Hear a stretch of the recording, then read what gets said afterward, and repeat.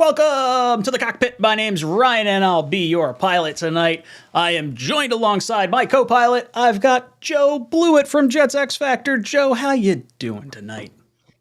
Doing very well. It's been a little bit since we've talked, and I think it was right after the Browns game. But to be sitting here at 6-3, playing for hopefully first place in the AFC East next week, better than any of us really could have imagined it. So I'm very excited to talk Jets in general. I'm very excited to talk to you because it's been a little bit too long.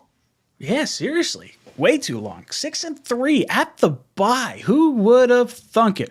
Boys and girls, if you're just dropping in, make sure you hit that like button. If you want to get entered into tomorrow's t-shirt giveaway, head over to Jets X Factor and drop a comment on their most recent video saying say Jets Talk sent you there. And then boom. And you might as well hit that subscribe button while you're over there. These guys have some great content linked in the description down below. But Joe does some awesome analysis. You guys have seen him on the show a zillion times, so I'm probably talking to people who know this already, but that's all right. Joe the Jets are 6-3 at the bye week. No way in my wildest dreams did I think that was going to be the case. Talk to me. What are your thoughts on the Jets and their record right now? Yeah, I was like being realistic. Obviously, before the season, I was hoping for like 4-5. I could see possibly 5-4, but that was like my wildest dreams going into the bye week 5-4. And obviously, after the Pats game, everybody trying to kind of talk people down, like, oh well, if we would have signed up for 5-4 any day, it's fine. But like, obviously, you have to like readjust your expectations when they're going into that Pats game and you're expecting them to win. But overall, 6-3, playing for first place in the AFC East next Sunday or this Sunday coming up. Really, really excited. Obviously, they're outperforming our expectations a little bit, and they're showing how really close the roster is to legitimately competing. I think this could be the year they actually do it. Now, are they going to get carried by their quarterback? Is he going to be able to carry us in some games in the playoffs? We have to wait to see. But in general, it's just so much more fun than like the 2015, 2010, 2009 years, because those teams were old, a lot of backloaded contracts. You knew it was going to kind of blow up at a certain point. But with this team, all these guys who are making impacts are like 23 years old. So it's going to be long-term sustained success. So I'm really, really excited. Yeah, it's nice to kind of see. It was a long time coming. The Jets have been bad for a long, long time. And like you said, no one was expecting the Bills game to be a victory. I was thinking like, okay, 5-4, it's fine. That's way better than I would have thought. And surprise, surprise, the Jets wind up beating the Bills. And then the Bills lose yesterday to the Vikings in what might be one of the best games of the season. Absolutely crazy. Josh Allen fumbles the ball on the 0-yard line for a touchdown for the Vikings. That game's over. And it's like, oh man. The Jets, when I look at every other team across the NFL, there's no team that I don't think the Jets can contend with because of our defense. The offense is going to be a slightly different story. I think we have the horses in the stable to compete. It's really just a matter of Zach for me. I guess let's pivot there just a little bit. I'll throw in Brian's super chat real quick. He says, let's beat Philly for the first time in the Super Bowl. That would be amazing. Could you imagine we make it all the way to Super Bowl and it's against Philly and we get our first win against Philly in the big game? And I talked about this last week. Somebody mentioned that in the super chat or in the chat with me last week too. Like, and it's kind of multi-pronged too, because then you almost have like how we had to watch the Giants versus the Patriots. Now Giants fans would have to watch the Jets versus the Eagles. So like, who do they root for? So it's kind of nice in multiple facets. So yeah, I would love to beat the Eagles in the Super Bowl. I would really like to beat anybody in the Super Bowl or just get there in general. So, but the fact that we're talking about this is so exciting because like how many seasons in the last 10 years are we talking about the draft? Not even by November, December, like legitimately week 3 or 4. Like last year, obviously there's a lot of excitement about young players, new coach and all that stuff. But like week 1, you lose. Week 2, you get blown out. Week 3, you go to Denver, you get your shit kicked in Denver. So it's like week 3, you're like, okay, like hopefully we can compete. But like this, like actually competing and talking about playoff seeding in first place in the AFC East, like nothing better right now, legitimately. Dude, it's exciting. I mean, I don't know the last time I do know the last time I've seen a defense this good. It was the 2009, 2010 years. Although I'd argue that this team's better than that year purely because of the the edge rush and the defensive line. And then you look at the pressure that they're getting and the turnovers that it's generating for the secondary, because now you can rush 4, unlike Rex Ryan's defense, where you kind of had to scheme guys to get to the quarterback. You were sending 5 guys at a time, 6 guys at a time, running some stunts. It's not quite what this defense is. When I look at this defense, I see like, our guys are better than your guys, and we're going to line them up across from you, and we're going to beat you over the head. Is that kind of what you're seeing, or is it, am I a little off on that? Yeah, I think talent, like talent for talent, you'd probably pick this team where maybe that team was a little bit better coached with Rex Ryan, obviously in his prime. And with that defense, I would say they're probably better in the run game. Just looking at some of the hogs they had in the middle, and obviously it's a different defense too, 3-4-4-3, so they're going to have different styles. But in terms of the talent, I would agree with you that this is the better team. And again, with that team, like the 2009, Sean Ellis was still here, so like you have Sean Ellis and Brian Thomas and Calvin Pace and some older players who aren't necessarily going to be here for years to come. Where this team, it's like, okay, Sauce, DJ Reed, who's 25 years old, JJ, who just got here, Carl Lawson, who's still relatively young. Like there's obviously Quinnen Williams, who's freaking dominating everybody. So it might be, I think it's pretty close, like talent for talent, but this one is built for much more long-term success, which again is part of the excitement, or part of the reason fans should be really excited.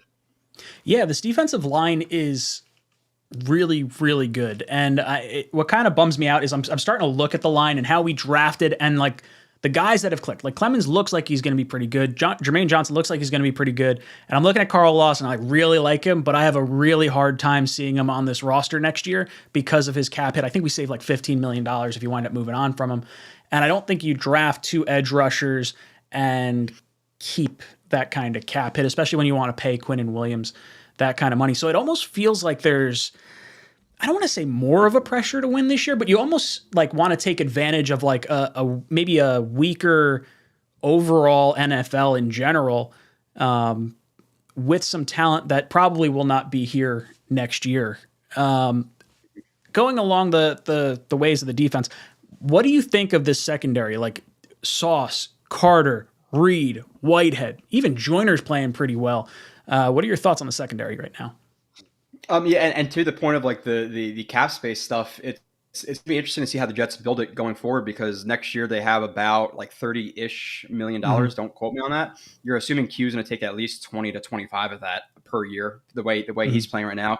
And then past that, you don't have Joyner under contract next year. Quan's not here next year, and he's not coming back on $1.5 million deal the way he's playing. Quincy may or may not be gone next year. I don't think he has a contract. His contract's next up. Year. His contract's up, and then same thing with Sheldon Rankins, who is a guy who has been really underappreciated by Jets fans. When he's in the interior, he's been playing very, very well. So you have a lot of key pieces on the defense that are going to be gone, and same thing with the offense. Like McGovern, say what you will about him, but he's not under contract. Fant's not under contract. So it's gonna be really interesting to see how Joe Douglas builds the team, and hopefully we get a little bit of hometown discounts from some guys because the team is obviously competing more, and there's no such thing as that Jets tax anymore. But in terms of the secondary, so there's obviously positives and there are negatives. I think some of the negatives get swept under the rug, obviously, when the team is winning. The trio of cornerbacks the Jets have, I think, is probably the best in the league. I don't really know who's the Phillies nickel corner is, but obviously they're stacked up with Slay and Bradbury, but they're also older than the Jets duo. So you'd assume that over time, even if they're not number one duo, they'd be number one in the coming years. And then past that, you have Mike Carter II, who is a really, really good slot corner. Again, another guy who's getting paid pennies and is super, super young, 5th round pick. So hell of a pick by Joe Douglas there. So they are really carrying the secondary. Whereas with the safeties, I don't think they're playing as well as some people think they are. You have Whitehead, who is very high variance, whether it be blowing up a run or missing a tackle on Ramondre Stevenson and letting run 50 yards, so there's problems with that. And then same thing with Joyner. Like Jordan has not Jordan Whitehead. Joyner has some nice plays, but then there's also plays that are baffling in terms of like just leveraging himself properly in cover 2 and things like that. I think it was actually Joyner on that one play to Diggs for that last play for the Bills when they got that holding call. Whitehead pretty much had no deep responsibility, or he had one responsibility deep, and that was Diggs, and he opened up like 30 yards before he even got there and started just backpedaling and just let him run a corner route right in front of his face. So I think they could upgrade the safeties next year, and if they do upgrade the safeties next year, this secondary is going to be terrifying. I think they probably keep Whitehead because I think he's making like $6-7 million next year. Yeah. But I don't know about Joyner coming back for another year. I think that's going to be one of the spots they address. Safety probably first, linebacker, and then obviously the offensive line is going to be a really interesting scenario. But again, the three corners who are carrying the secondary are going to be here for years to come. So it's awesome. Obviously getting Reed for $11 million a year for 3 years is a slam dunk signing by Joe Douglas. Yeah, and then I start looking at the linebackers. And like you mentioned, Quincy Williams not here under contract next year. Quan Alexander not here under contract next year. CJ Mosley has a fat cap hit, $21 million. I want to say he's like at least $12 or $13 million saved if you cut him. So maybe there's some sort of like renegotiation. I think this team really does like Mosley, and I don't particularly want to see him go, but $21 million for a linebacker on this team right now, I don't think is really worth it. I think you can find someone to come in a little bit cheaper there. I would like to see us retain Quincy Williams. I think he's probably going to be the cheapest of the three of those guys. I would love to keep Quan, but I would be surprised if he wanted to come back for what we probably should offer him. Linebacker wise, what do you think of Sherwood and like some of our depth pieces? Like, do you think we're gonna have three brand new starting linebackers next year? Well, if whatever I suck with contracts, just to be completely transparent. Like I don't understand them at all. But whatever they did with Mosley's contract, it makes it very, very likely he'll be back next year, unless they want to cut him and then kind of extend the brunt of his cap hit throughout the next 3 years. And you're assuming the Jets are going to be competing for the next 3 years. So do you really want to just push it down the road unless you're really, really making a push in 2024? But if you want to maintain long-term success, if you really want to push, $5 million into 2024 to 2025 to 2026. So I don't really think that will happen. So I think Mosley is back, and he's a leader of the defense, even though he's obviously lost a step. He's still really good in the run game. Pass game, it's hit or miss with him. He struggled in the Pats game, but the last couple of games, minus the Pats game, he's been very, very good. So I think he's back. And then it's hard with the linebackers because like it feels like they, while not necessarily always the best, like they're kind of like the lifeblood. Like you hear all these interviews and people talking about how much they like Quan and how much he means to them and the juice he brings and all that stuff. But again, he's not coming back for $1.5 million, especially if he proves to be healthy this entire year, because obviously he's had some injury problems, even though maybe they're a little bit overstated, because I think he played like 12 games back-to-back years before coming to the Jets. So if he plays 12, 12, 17, or hopefully, 21 games or 20 games for the Jets, then that's obviously a nod to his health. But you'd think that they would like to get him back because of what he offers. And same thing with Quincy. Like while not necessarily, again, the best, he brings that juice as well. Like you see, tackles for loss happening and Sauce seeing that it's Quincy, and then them both kind of timing up that celebration, whatever you're going to call that he does. Like, so I would like to see them all back. And I think if Quan and Quincy are the weakest parts of your defense, you have a pretty good defense.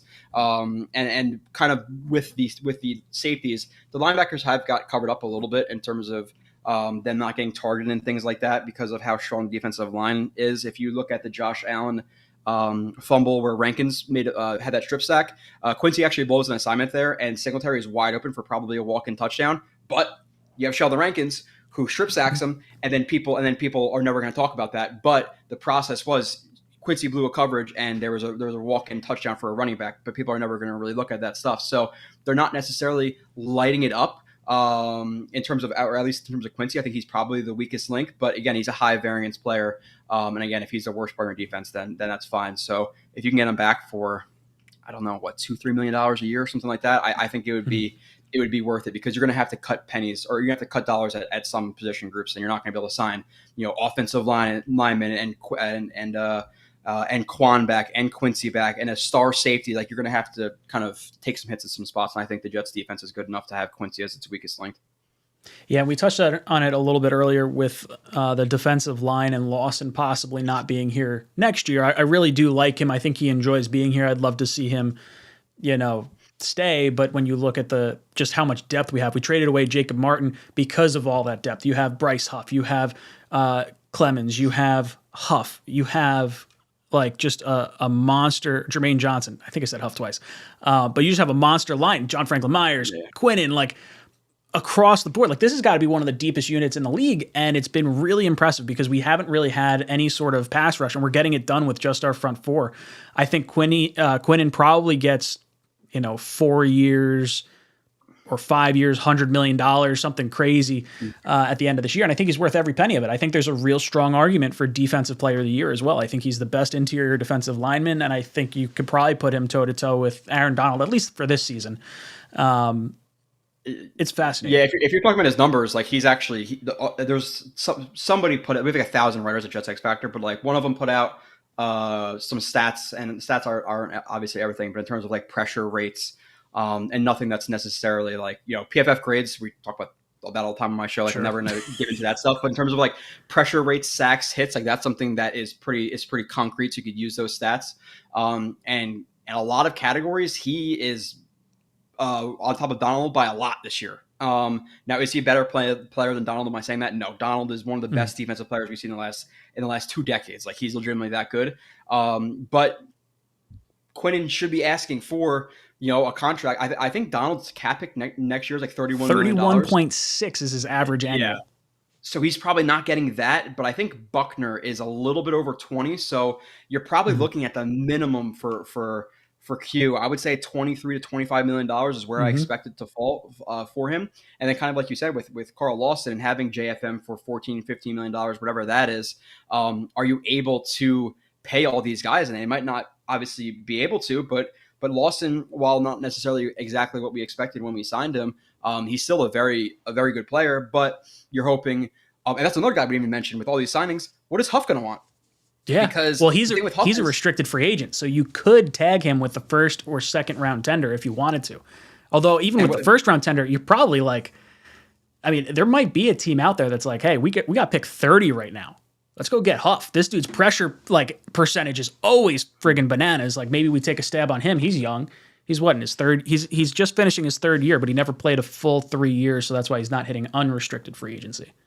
Oh yeah, so that's actually a good point. I've been thinking about that, which is good for us because past that they might not be able to hold on to him because if the Jets can come to the table and say, okay, well, you play 25-30% of the reps, then we'll pay you almost like a little bit over maybe what they paid like Jacob Martin $5-6 million a year for that. But then his rep can come back and say, well, screw you. We think we could play 75% of the reps and play defensive end on running downs and things like that. So we want $11 million a year. So I think putting a second round tender on him would be like a $4 or $5 million contract, something around there.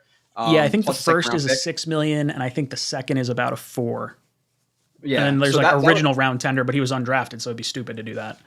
That would probably do it. I think the second round tender would do it because teams have not necessarily seen him play enough as a D end on rundowns to commit that much money to him and a second round pick because you're not. It's almost like the Jamal Adams situation. Like once you give up a pick to get that player, he has you by the balls. So you're not going to say, okay, here's a second round pick for a year rental. He again, now he has you by the balls, so you have to pay him exactly what he wants. So I think that would probably do it, but that's going to be an interesting guy going forward into 2024. And then, but it's obviously a good situation to have. Like we have too much talent right now to pay, and that's not been the case for many years. But yeah, the future of Q and JFM, if you could stop hitting the quarterback late, would be very nice. JJ, like, listen, at the end of the day, like you watch that Vikings game, like how many times did Josh Allen evade those Vikings rushers? Like people do not make one-on-one tackles with Josh Allen in the open field. Like that does not happen. And for JJ to do that was very impressive. You got Huff.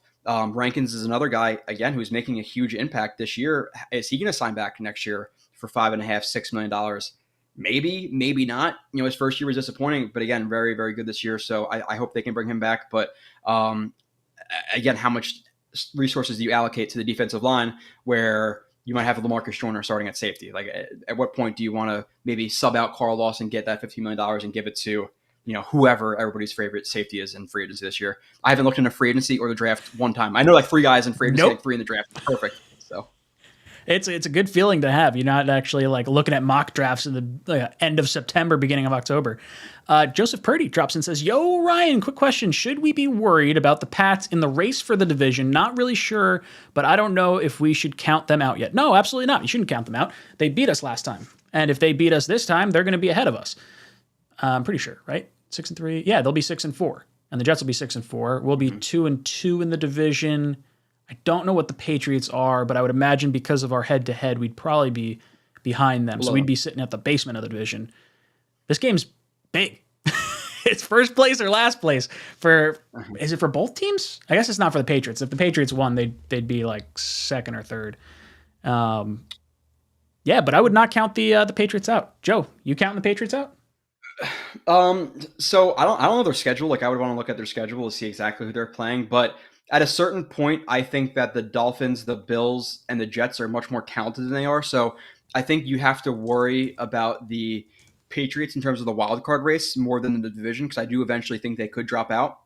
But with that being said, knock on wood, hopefully the Jets stay healthy and they don't have to worry about competing with or having injuries throughout the year, which is the only way I think they don't really have 10 or 11 wins, but it's possible. So if the Jets are going to, for lack of a better term, shit the bed, then they have to worry about the Pats and the wild card. But past that, I just don't think their roster stacks up to the Bills and the Dolphins of this division. So I don't think they can legitimately compete for the division crown. But again, if we're going to screw around and not win some games here, then we're talking about the Pats having 2 wins on us, and the Bengals, obviously, and the freaking and the Ravens, and you're talking about the wild card race. So that gets really, really sketchy. So this game it's a must win to me. It really is. You get that monkey off your back. It's 13 in a row we've lost to them. Yep. And obviously, I don't know who was in that stadium, but I was in that stadium last time. I know you were in that stadium last time, Ryan. We were the better team. I need easily the better team, legitimately the better team.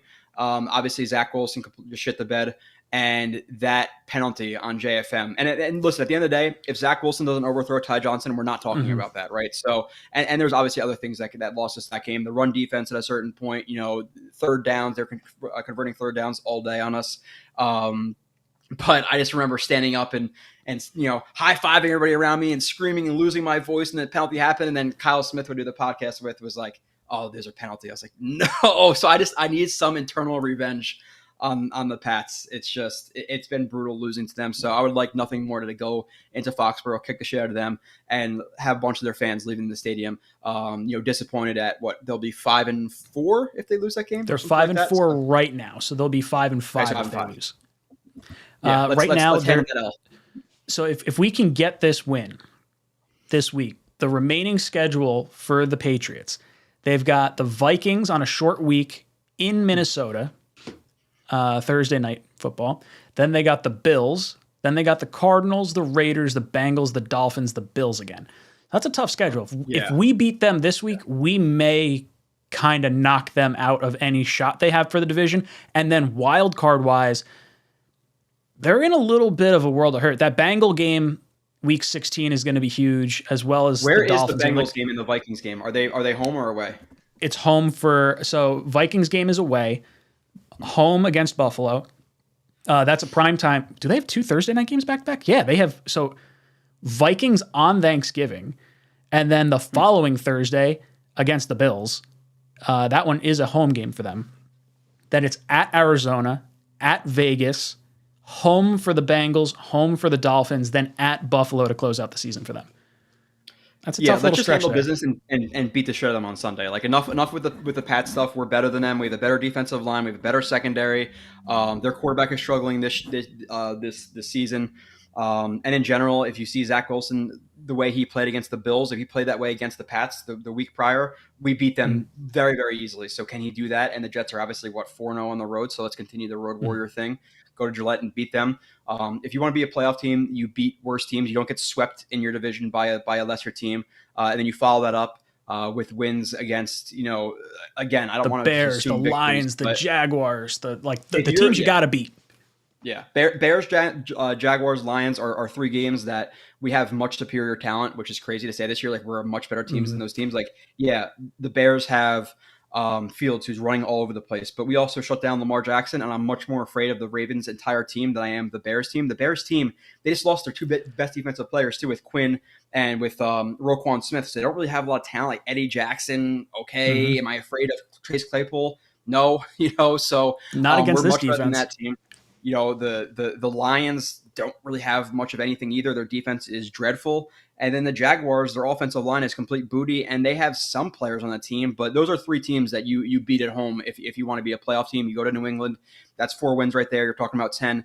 And then in my opinion, after you take those 4, which again, I'm getting ahead of myself here, take one against the Vikings, the Seahawks, the Dolphins, the Bills, and that's how I kind of look at the schedule. You win those 4, you take a game. Listen, the Vikings had an impressive win in Buffalo, but if you look at their schedule, like they're this win kind of solidifies the record a little bit, but they're having close games with teams like the Commanders and some other teams that aren't necessarily stacked up, winning at the last second. And the Seahawks, yeah, cool. They're 5-4, but that game against the Bucs was pretty terrible. And while they have some young talent, that's a team that I think you stack up individually against the Jets. The Jets are a more talented team. So the Jets should have at the minimum 10 wins to me, but I could definitely see 11 wins for this team. And even if we have 10 wins, we better get into the playoffs, because if that 10-win thing happens again like it did in 2015, I'm going to lose it. So, dude, 10. I don't feel comfortable with 10 wins. I just don't, because of the loss to the Ravens and the Bengals. If we had lost to some NFC teams, I'd feel a little less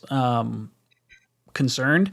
But I think when I break it down into 2 4-game series today, I was talking about it and I was saying the Patriots, the Lions, Bears, and Jaguars, those 4 teams, you got to come away at least 3-1 in that 4-game series. You got to at least win 3 of those games. And the Jaguars game at home in MetLife, like just before Christmas, it's cold weather. We haven't seen that Jaguars team play in cold weather. The Jets, I mean, we still got a lot of young guys, so maybe we don't have as much of an advantage as I would otherwise think, but I would think coming up to the cold weather in MetLife might be a little bit of a home field advantage there.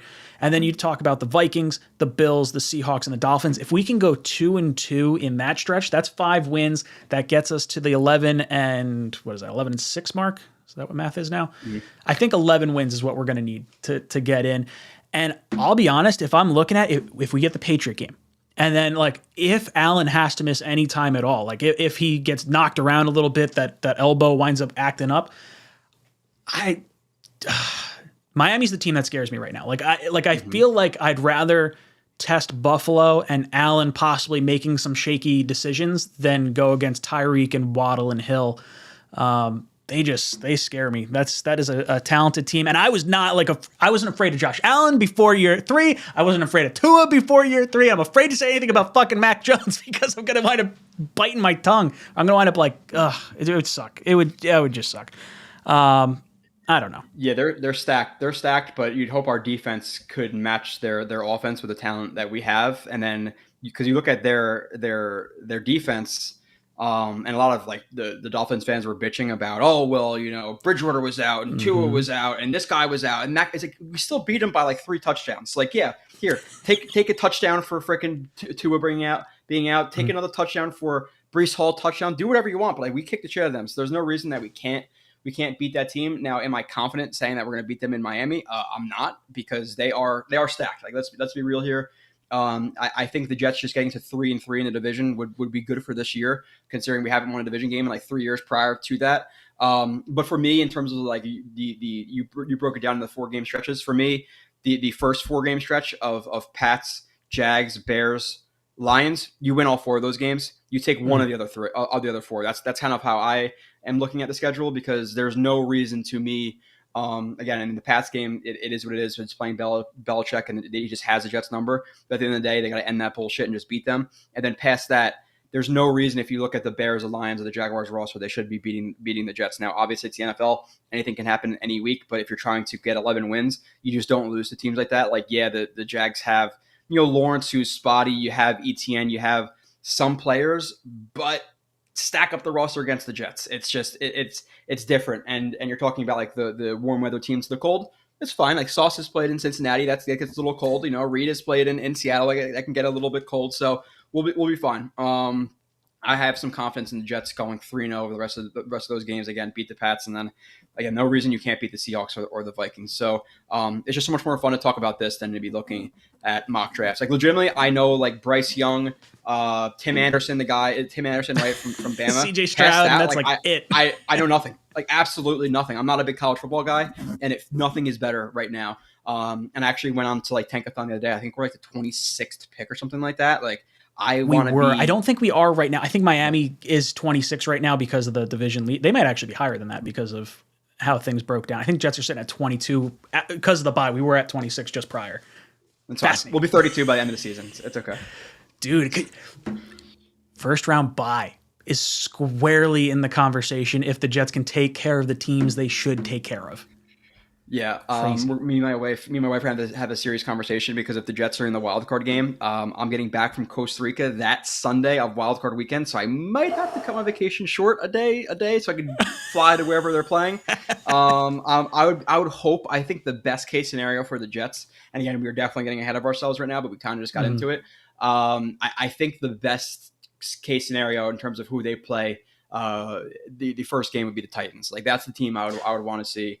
Yeah. The first round if we could. But we'll see. Obviously, the Ravens too. Like we're a much different team than we were week one, but still, Lamar Jackson scares the hell out of me. Like he's just obviously in the playoffs, and it is scary. But I think Tennessee would be the best case scenario. But let's just get 11 wins and hope that we can get there because, like you said, like having the Bengals and the Pats if they sweep you. They're having the Ravens. It's just so sketchy with 10 wins. And, Jets fans, while we've had a great year, I could still see us at the very end really having really shitty luck and not making the playoffs at 10-7. So, dude, if we have, I think now that we're at 6-3 and we see the way the rest of the AFC is breaking down, I don't want to say it's like a failure to not make the playoffs, but if you have to readjust your expectations based on this point in the season, it would be a failure at that point. Like I would be disappointed, even though before the season I was like minimum 7 wins. Like that, I want minimum 7 wins. Yeah. I think we're gonna get to 9. Expectations change. This offense is an area that we can really improve upon, and it sucks because we've been without 3 of our best players in Breece Hall, Corey Davis, and Elijah Vera Tucker, and Zach Wilson hasn't quite clicked yet. He's done enough to win us games. And I think we still have the talent. But if this offense clicks, I don't know if there's a team in the NFL that's going to be able to stop the Jets because of how good this defense is. Like, I think we can play with any team right now because of how we stack up. Talk to me a little bit about the offense. What do you think about the weapons? Let's start on the let's do this. Let's start on the offensive line. So from left to right, I mean, we're down 3 or 4 tackles at this point. You have Brown, who's playing relatively well. Tomlinson, who's probably been the most disappointing of our free agent signings, I would think. Like, I thought we were getting a Pro Bowl caliber player, and his best attribute right now is that he's available. And he's like kind of steady Eddie. He's not like I'm not going to lie, there's part of me right now that's looking at this team, and I'm saying, okay, we got Brown for next year if he wants to continue playing or if he wants to, maybe he decides to retire after getting off-season surgery, who knows. At left guard, I'm not opposed to cutting Tomlinson and moving AVT back to left guard. And then you figure out what you're going to do at center. And I kind of like Herbig at right guard. I'm not going to lie. Herbig for a lot cheaper than Tomlinson may not be a bad move. The only thing is I think this team really likes Tomlinson, and I'd be surprised if he wasn't on the team next year. And then right tackle, Mitchell or Becton, whoever next year. Yeah, it's like that's another really interesting scenario too, because like at the end of the day, Brown is going to be, and Brown was like initially brought in to visit the Jets when they had a left tackle. So could he just be a really expensive backup next year? Like it's a possibility. We have to see obviously what happens in the draft. Like if there's a left tackle who falls into their lap at 32, then we grab him. Would you trade a first for Tunsil? So like in a vacuum, you say yes because he's 28 and really talented. How do you fit Tunsil and Q and all these guys they got to sign? I can't see them being able to manage the cap and not really kind of having to bite the bullet in 2025, 2026. So I think for long-term success, you don't, just because they have a lot of contracts. But it's going to be really interesting to see what they do, because Brown is, if he doesn't retire, his contract is pretty much fully guaranteed. Like he's going to be here. Yeah. They're not just going to cut him. Tomlinson, the thing is, like, if they cut him, they owe him like half of his salary. So you're pretty much paying him $8 million to not be here. So is he worth $7 million to you? Yeah. So he'll be back. McGovern is an interesting case, but you look at free agent centers right now, there's not a ton of them. And McGovern, to me, he's one of the players who Jets fans unfairly criticize. I think he's actually been pretty solid this year. Now, I'm not saying he's top 5 or anything like that, but just to quantify it, like in that 10 to 16 range, like he's a slightly above average center. And this year he's actually been very good. Or actually very solid. He hasn't had a lot of blunders. Herbig's another guy. Like he's here on a lesser contract. Is he going to? What is he going to resign for? He's been solid Mhm. there. I'm not saying like I'm not saying I think he's still a below average starter. Even though last game Mhm. he was playing a plus average starter. So do you sign him back and then ABT is the right tackle? The only thing with ABT at tackle is while I think ABT could be a very very good tackle, I think he could be an all pro guard. And to me, Mhm. like people almost over not almost they overrate positional value. If you have a really really really good guard but just a good right tackle, like take the very very very good guard. Like Quentin Nelson makes hell Mhm. of an impact. Travis Frederick Oh made yeah. hell of an impact in the interior of the offensive line. So if you can have an all pro guy, just leave him there. It's just with ABT, you want to figure it out soon because you don't want to be bouncing him from left guard to left tackle to right tackle all this time. So they have to figure it out. And I think his best spot probably is going to be at right guard. At Herbig most likely leaves, which is unfortunate because we all Mhm. like him. And then next year, then you kind of have a situation where it's Brown at left tackle, which he's 39 years old, so you'd hope they get somebody else to kind of back him up because obviously Mitchell's never played left Mhm. tackle. So you have Brown question mark behind him, Tomlinson, obviously McGovern if he resigns, which I think he would. You have ABT at right guard, and then right tackle is really interesting as well because at one point you kind of have two guys, but you don't necessarily have like one solidified guy because if you just keep Becton and Mitchell there, you're assuming just based on what we've seen in the past. I'm Mhm. not trying to take a shot at Becton. He probably is not going to be healthy all year because he hasn't been healthy in Mhm. 3 years. And then so past that, you're going to assume he's getting injured. So do you want Mitchell as a starting right tackle all next year if he does go down? Well, and the way I kind of talk about Mitchell is he was good relative to expectations, but he was not something you wanted starting at right tackle right now. He definitely struggled, for sure. But with that being said, again, relative expectations, fourth round pick coming out of what was it, Louisiana? Yeah, Mhm. he did okay, or he did well. But with that being said, go back and just watch him individually against the Ravens, against the Bengals, against the Steelers, all those teams. He struggled in terms of being a starter. So right tackle is something they have to definitely. I think that's the position they have to figure out. Then obviously get some depth as well. But it's going to be interesting to see what they do there as well because they've dumped a lot of resources into that, but they've really been snake bitten at the offensive line. It's been brutal for Douglas. I know that's obviously kind of what he makes his hay on. So Yeah, I think I like the idea of Brown as a backup or even Brown as a starter in conjunction with a first round left tackle. I think that's probably the direction I'd like to see us go early on. Just because I'm like looking at like the other tea leaves. I'm looking at linebacker, safety. I'd like to groom someone at center unless McGovern signs like a 3-year contract or something like that. Um, I don't know with Becton. Becton's someone that I'd like for him to earn the right tackle spot and have Mitchell play really well, also, and then flip Becton for picks at some point because there's no way in hell you exercise his 5th year option this offseason. It'd be a huge mistake, I think. no, and I kind of felt like and listen, like I'll root for every single player when they're on the field for the Jets because I want the Jets to win the Super Bowl. Mm-hmm. I'm not going to say Becton's my favorite. He's not my cup of tea, like with the Twitter stuff.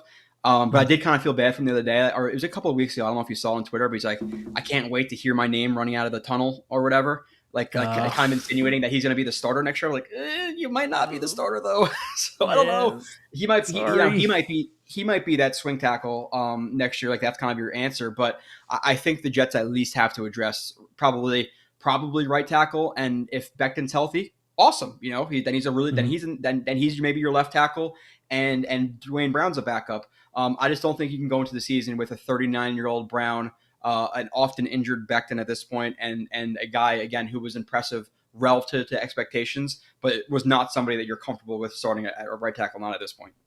So, do you want Mitchell or Fant to play right tackle from here on out? Like, would you prefer Fant, or do you want to see Mitchell get the reps? Because I don't think Fant's here next year. I'm pretty sure we're just letting him walk at this point.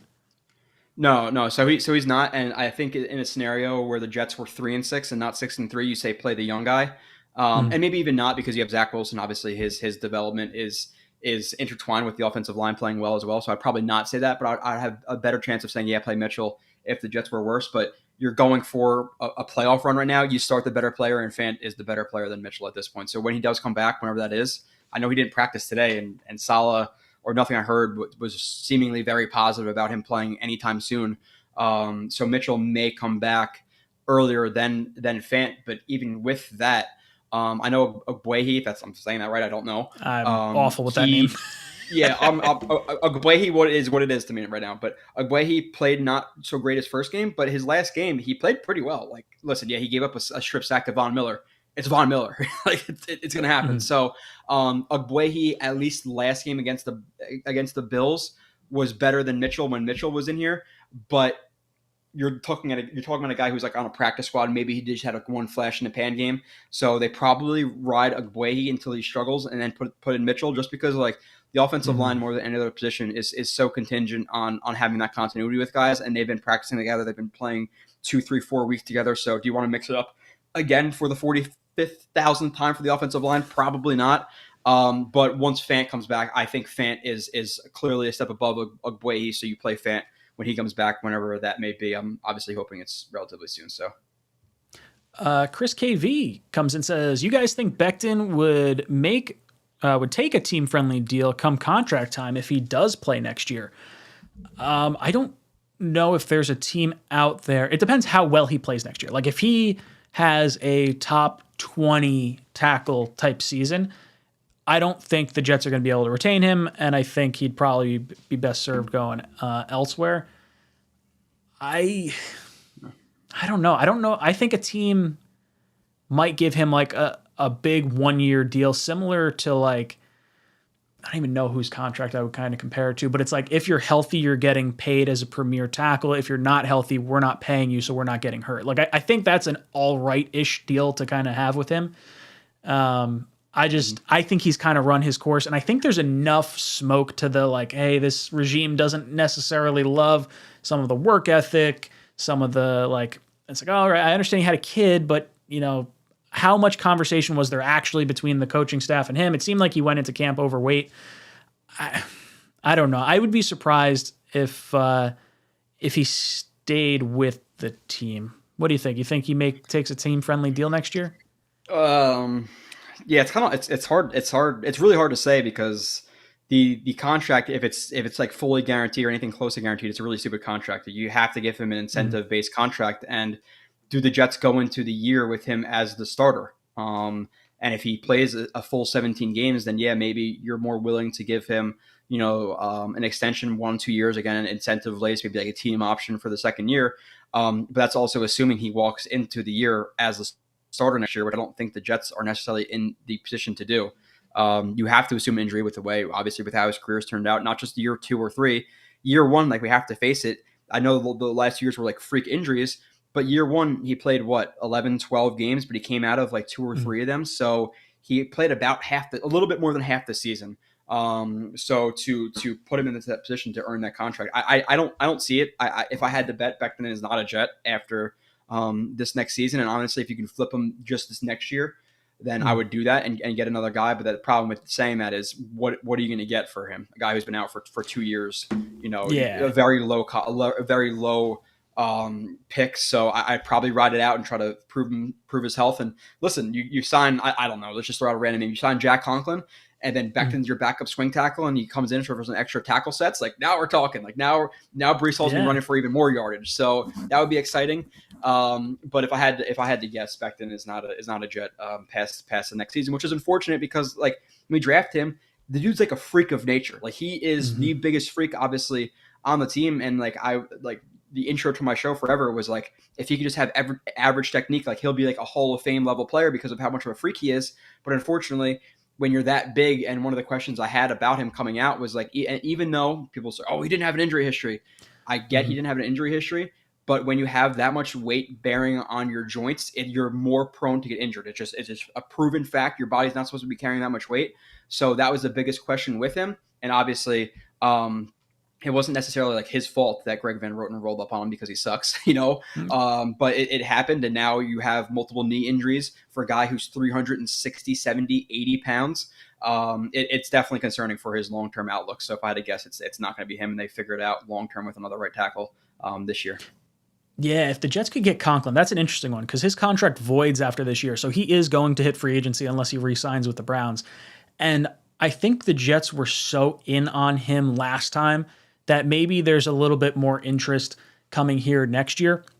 Because if you're talking to me and you're saying, okay, now you got Brown penciled in as the starter, and maybe Becton competes on the left-hand side if one of them can stay healthy, and then you have Mitchell that can, back up Conklin, and you give him a little bit more time to go, and then maybe you decide to go a different direction with your first-round pick. I don't know. There's no situation where I want to gamble on Becton, and I think you said it right with the what are you going to get for him in a trade. Like for me, if you gave me a third, that's the only way I'm moving him, and he'd have to prove himself in the season next year for you to even possibly consider getting that type of pick. And even then, at that point, if he's proven himself to be a third round pick value, you have playoff aspirations next year. You got Super Bowl aspirations next year. Let the dude ride it out and try to earn his next contract with whatever team he's going to be on, and let us benefit from that. I think is probably where I'm at on the offensive line side of things. As far as tight ends go, I'm a little surprised with the usage of the tight ends. I am happy with Conklin kind of going through camp, but it seemed like he was going to be the guy that was the focal point of the passes. I'm a little bit surprised by 𝐒𝐮𝐬𝐫𝐢𝐻𝐿. They're definitely utilizing him more as a blocking back. I would have thought we'd see him a little bit more involved in the passing game. What were your thoughts on the tight ends overall? Obviously, we haven't really seen Ruckert like at all with how top heavy we are with the 𝐒𝐮𝐬𝐫𝐢𝐻𝐿 and Conklin. Yeah. Especially with tight ends, like how slowly they develop. I didn't expect to see a lot of Ruckert this year, especially considering coming from the Ohio State system. Like he wasn't used a lot in the passing concept, so he's very raw. But I expect to see him more next year, even though it seems like Conklin and 𝐒𝐮𝐬𝐫𝐢𝐻𝐿 will be back. 𝐒𝐮𝐬𝐫𝐢𝐻𝐿, he was to be completely honest, and I said it like when they're both signed. I have no idea how 𝐒𝐮𝐬𝐫𝐢𝐻𝐿 got more money than Conklin, because Conklin to me is just a far superior receiving tight end, and he's maybe not as good necessarily as 𝐒𝐮𝐬𝐫𝐢𝐻𝐿 as a run blocker, but pass blocking, I feel like he's superior. His route running is very good. We've seen him not necessarily be as involved as we think he should be, but like when he does get targeted, he's been pretty good this year, minus the first couple of weeks. I know he obviously had a couple problems catching the ball early on and fumbling the ball, but past those weeks, he's been good. The first 3 weeks, like I think he had, was it 3 fumbles in 3 weeks, and through his entire and I think we recovered 2 of them. I think we recovered 2 of them, and then I think we lost 1. I think that's how it worked out. Yeah, so don't quote me on that, but I think it was 3 fumbles in 3 weeks, and he's only had 2 fumbles in his other 4 years of his career. So, like, you're going to obviously assume he comes back to the norm. So I like Conklin a lot. Again, I don't think he's necessarily as involved as I thought he was, but part of that is obviously part of the quarterback as well. Zach Wilson is not necessarily. He played well last game, but the Packers game, the Broncos game, the Pats game, he obviously struggled. And even was it? I think it was the Bills game. I believe it was the Bills game where he ran a really nice route, rocker step at the top of his stem, and then broke outside and was wide open. And Zach just mistimed him. He just took an extra second, hesitated, and couldn't step into his throw, and ended up just putting a little bit too much on the ball because he ripped the ball because he couldn't step into it and rotate his lower half, whatever. So I think those plays are there. And Conklin, even at the end of the season, like if you extrapolate his numbers to the first half of the season, I think he'll have like 500-600 yards for the Jets, which I think is about what we expected. But it's kind of nice that like I think in an offense where we didn't have as many weapons, he would be targeted more. But at the end of the day, the Jets are a run first team. I wish they had Breece Hall to continue to run the ball with, because he was like, it's so crazy the Jets are going to have offensive player of the year or offensive rookie of the year and defensive rookie of the year, most likely. And Breece Hall was just hitting his stride those last couple of weeks. So that's really kind of disheartening. But at the same point, the Jets are still a run first team. And then past that, you would assume that Garrett Wilson continues to hit his stride or continues to stride. I just started my season review on him so far. And the first 2 weeks, dude, like I'm telling you right now that Marlon Humphrey does not want to see Garrett Wilson again. He cooked Marlon Humphrey that Ravens game a couple times I even noticed. So he's exciting. Obviously, we're expecting them to run the ball. And then past that, Elijah Moore at a certain point is going to have a few catches. So we have some talent that you're not necessarily going to have one guy necessarily let up the stat sheet. And that's not even kind of talking about or not even mentioning the fact that Corey Davis is coming back, who is Zach Wilson's favorite target. And people, I've seen this on Twitter and I've heard this, like, it's almost like a good thing that he was injured, because now he's kind of he's found Conklin a little bit. He's found Garrett Wilson a little bit. He's not just going to stare down Corey Davis, but I'm expecting Corey Davis to come back, get some targets, Garrett Wilson to continue to climb the ladder, Conklin to be there, them to run the ball. And then Elijah Moore is going to get more involved. He's too talented not have any catches the last, 3 weeks? And the one time he Yeah. was targeted in the Pats game, the ball got batted down at the line. Like he ran a really nice, I believe it was a whip or a return route, did a really good job on it, was wide open, balls batted down. Like, damn it. Mhm. So I'm hoping Elijah Moore can get more, more targets. And again, kind of like the Becton thing. Is he ever going to be one of my favorite Jets because of what he pulled? Not necessarily, but is he a really talented player who could help this team win? Yes. So I think if you unlock him and Zach Wilson continues to be what he was in the Bills game, just takes what's there, you're looking at a really efficient offense. So I'm excited for where they could go because I thought they were going to be at least a mediocre offense this year, and they've been obviously pretty poor. But if you can unlock Zach Wilson, unlock Elijah Moore, get Corey Davis back, I think they could be near that average level. And if you take that with a defense that's top 5, now we're talking about what wins in the playoffs. So run game, defense, explosive passing offense, like Roger said to Zach Wilson, hit those 3-4 big plays a game. The rest of it, just make it boring. And we're talking about a very, very good Jets team. So, Yeah, the weapons can't be understated. The Elijah Moore thing baffles me because I went from like, screw this guy, I want him off the team, to like Brees and AVT and Corey Davis all going down, to me being like, yeah, well, you could prove yourself real quick if you want to be on this team long term. I don't know where I am on Elijah Moore. I want to see him get worked in. It feels more out of spite at this point with LaFleur. I'm excited to get Corey Davis back. I like that Mims got a few reps, but I think he's clearly behind Davis as far as like I don't want to see Mims out there if Davis is healthy. And I'd rather see, I mean, I guess if you want to have Mims and Davis on the outside and then you have Wilson work in the slot, but then what do you do with Elijah Moore? Like I do want to see him get some touches.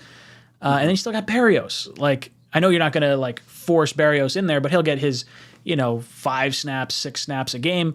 Where he might get 2 or 3 targets or attempts to run the ball or whatever.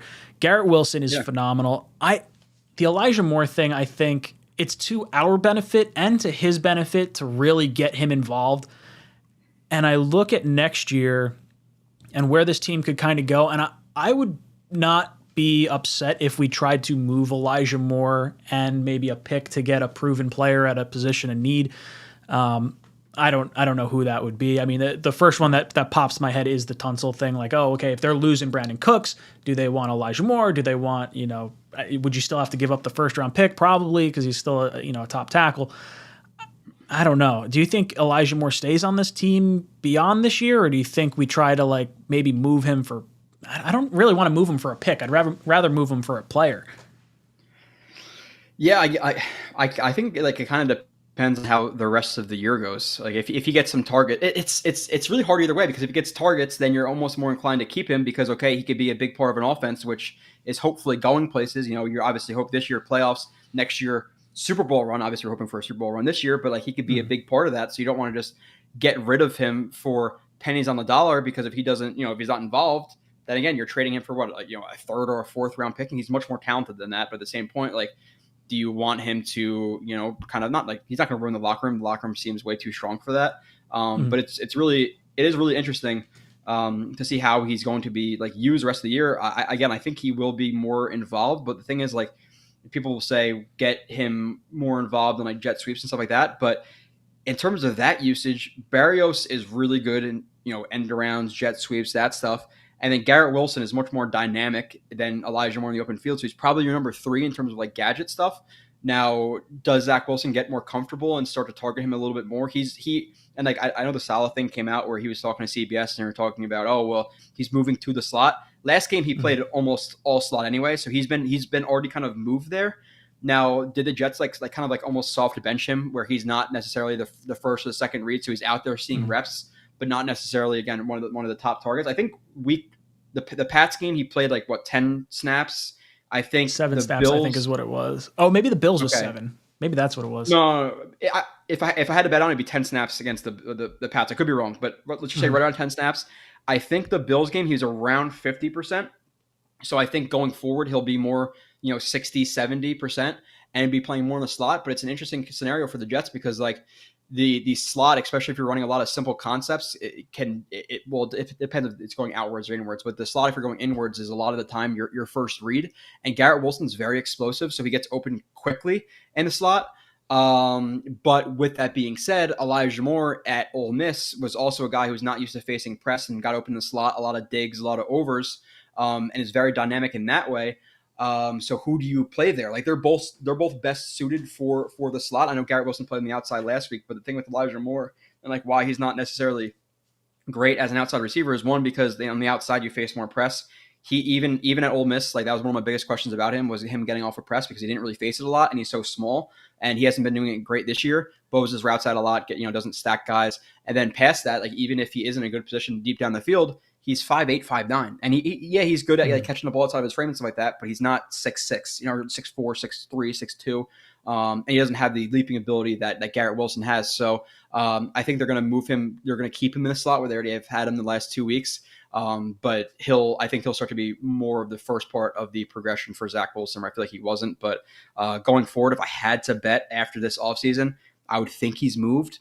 But then that kind of sucks because you have Corey Davis, Garrett Wilson, and who is your three? Like at the end of the day, Berrios. yeah, I like Berrios. Do you want him to be your three? Mims. You got Mims another year. Come on. Mims and Davis and Wilson on the slot. Come on. Come on. So let's if we're being transparent, Berrios is a good backup gadget receiver. Do you want him as your starting slot? You don't.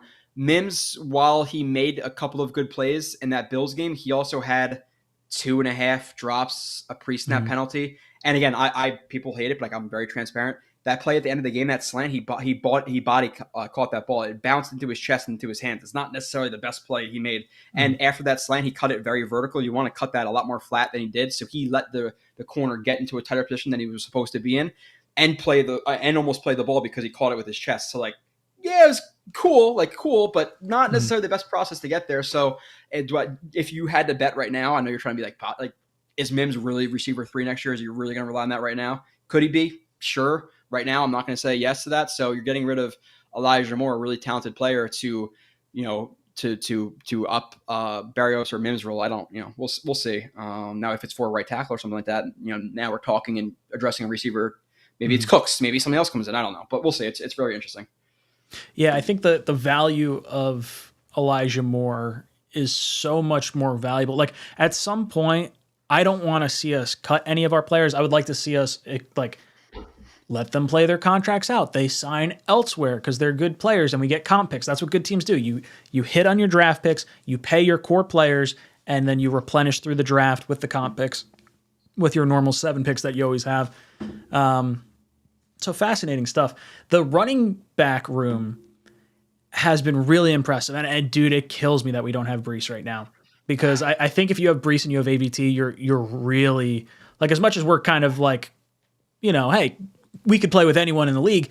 If you have Breece and you have AVT, there's like a real seriousness. Like this could be a 1 seed type team. Like that's how good they are. Yeah. So we definitely don't lose that passing if you have Breece. That's for sure. Agreed. Absolutely agreed. And then you look at Joe Douglas. He went out. He immediately made a move for James Robinson. He's going to be a restricted free agent at the end of this year. So there's an outside shot. We slap a tag on him in some capacity. And then you have, you allow Breece to maybe not come back right away, let him kind of work into it. You have Michael Carter there anyway.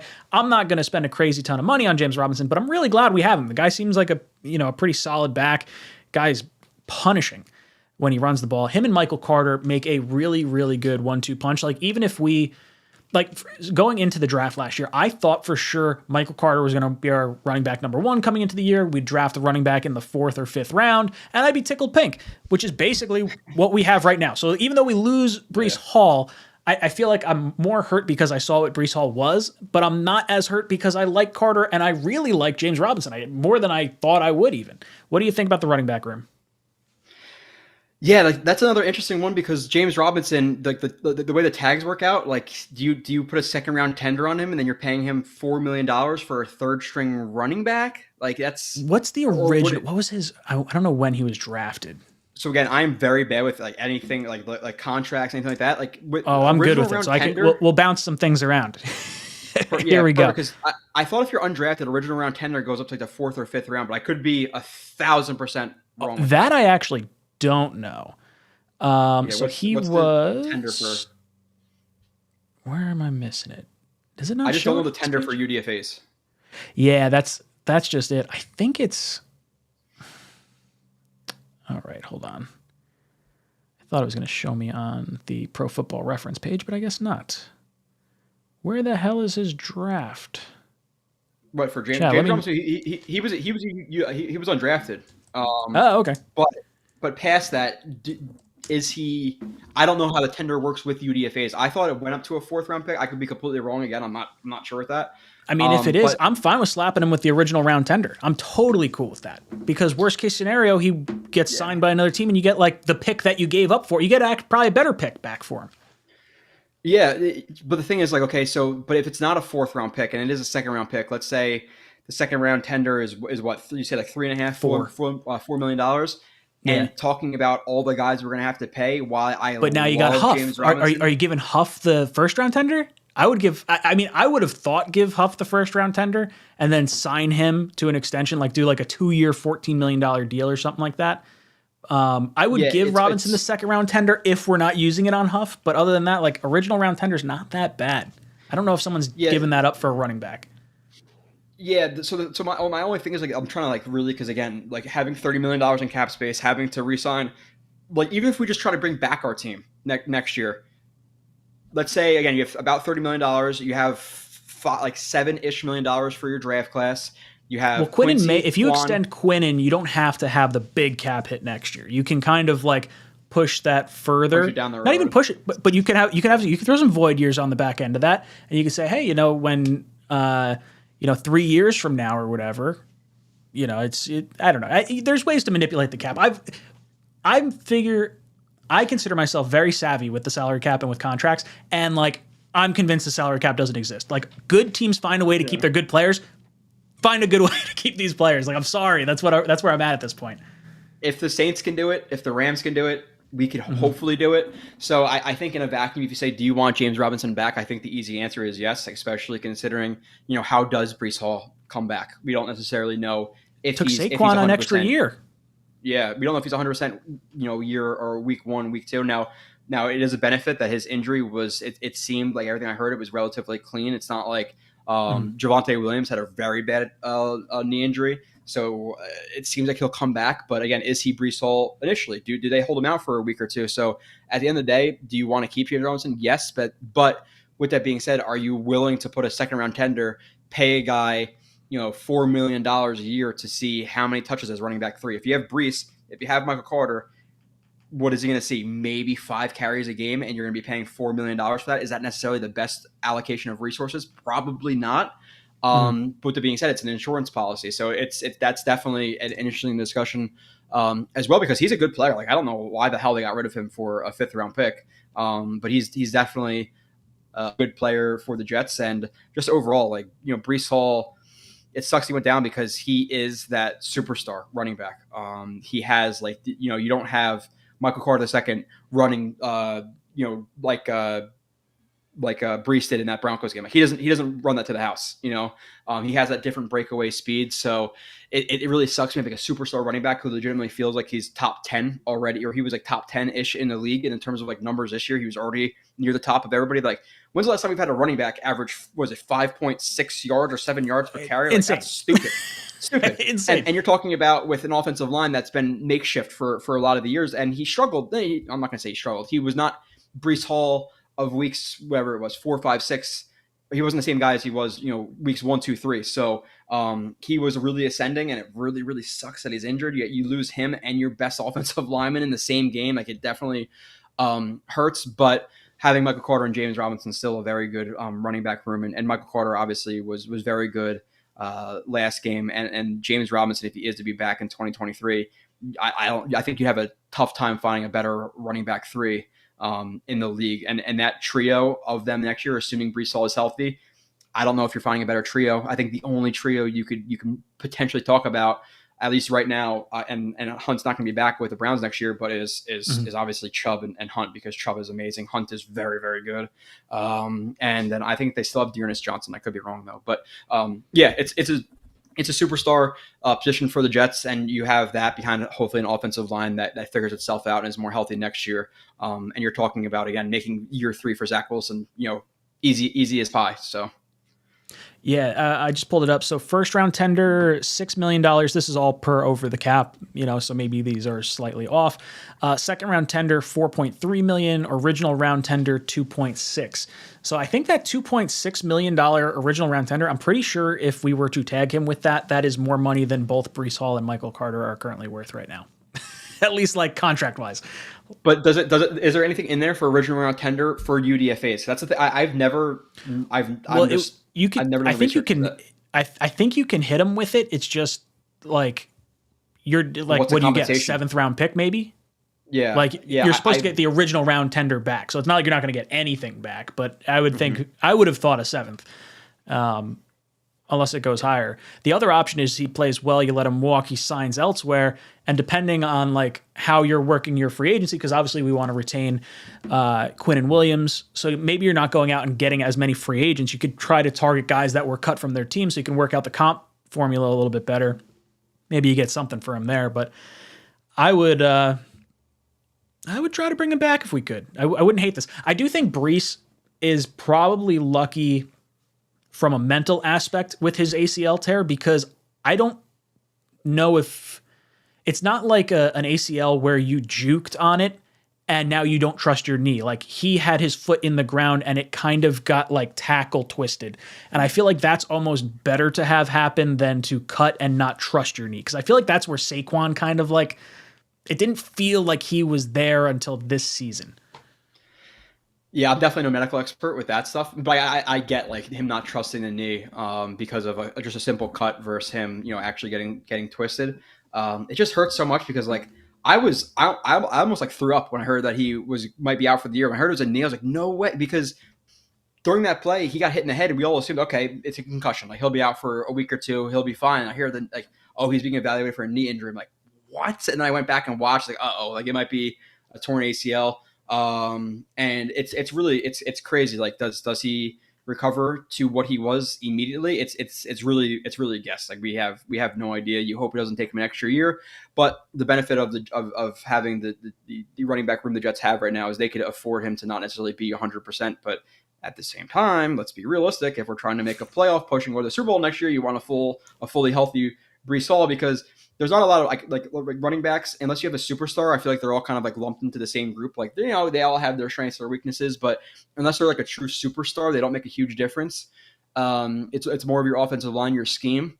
But Breece Hall, he's going to be that superstar. Like that's what he was becoming, if not what he already was. Like the Dolphins game, he had near 200 yards all purpose. The Broncos game, he literally won it for us on that run pretty much. Like the Packers game, you have the picture of him with 11 Packers behind him and him running. Like he was really budding into a superstar. So you hope he can get back to that, because it does make a difference if you have that in conjunction with an offensive line next year that you're assuming should be at least an average level offensive line. Now, if you have, which it always made no sense that the Jets signed Le'Veon Bell, and we're all happy because he's a superstar. The Jets didn't have superstars. But with that being said, if you put a superstar running back on a shitty offensive line, it's one of the worst allocation of resources you can possibly have, because they can't overcome it, especially a running back in Le'Veon Bell, who was uber patient waiting for holes to open. Guess what? The Jets' holes didn't open. They were there for a split second, so you better hit that son of a bitch if it's there. And it made no sense. But with Breece Hall, an average offensive line, I think he could take advantage of it. And we saw that, because again, this is not the final product of the offensive line that the Jets necessarily want. Dwayne Brown, he's up and down. Laken Tomlinson is a massive disappointment. Let's be honest. You talked about consistency. We're not paying $15 million a year for consistency. Like, we want him to be a very good player. So hopefully it'll take steps in the right direction next year, and hopefully Breece Hall is there budding into the superstar, and then you have probably one of the better, if not the very best number 2 back in the league, and James Robinson back. It's going to be really interesting to see what happens there. Yeah, it's frustrating watching where the Jets could have had offensive rookie of the year and defensive rookie of the year.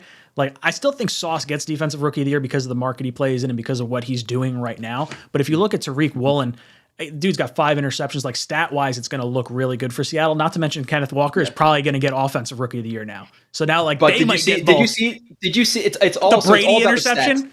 Exactly, like such bullshit. Like, we're watching. Yes. I was like, come on, dude. Like, I want that counts. Sauce to get that. Yeah, exactly. So like, but like, there's people out there who are just going to Google stats, see not all picks are obviously the same. So when he got the pick on Brady, I was like, "You son of a bitch, Leonard Fournette!" Like, really? So, Yep. but with that being said, it's all about like the benefit of the Jets. Well, I guess the Seahawks are like 5-4 now too, but he is in a quasi bigger market. He's winning all of the rookie of the weeks, and if the Jets are making the playoffs and he is in primetime games, or he's getting noticed more than Tyreek will in Seattle. But regardless, like to again have Brees coming back next year, like it is. And I'm not trying to blow smoke up Joe Douglas's ass, but like the guy, he needs to be signed to an extension. But the way they kill, like the draft this year was just ridiculous. Like the way it's played out, like we didn't like. Yeah, we were all positive, but did we expect Brees to be a superstar pretty much, week 4 on? And then obviously it injured sucks, but he's turning into a superstar, if not already a superstar. You have Sauce, who's a top 5 at the worst 10 corner in the league.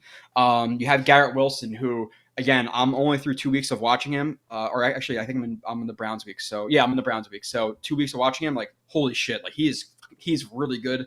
So and then past that, like you have contributors late too. Clemens is looks doing, good, and Mitchell looks Clemens all right. looks good, and well, again, Jermaine Johnson looks solid. Like I really like what we got, and he hasn't Exactly. he hasn't had the wow sacks, but he's had the sack on Josh Allen was massive. No, and he has what, like 2.5, 3, 4. Yeah, I think sacks, he's at 2.5. Okay, so bunch of tackles for losses sacks, and hits and setting the edge well. That Josh Allen play was huge. Not a lot of defensive ends can do that, and that's what he was really strong at FSU, was like his tackle radius, his motor, chasing guys down. That's exactly what happened on that play. But you're looking at a superstar running back, a superstar cornerback. You're looking at what could be a legitimate superstar receiver. Especially, obviously if the offense gets more consistent with passing, which you hope it does. But he's lighting dudes up pretty consistently with his routes.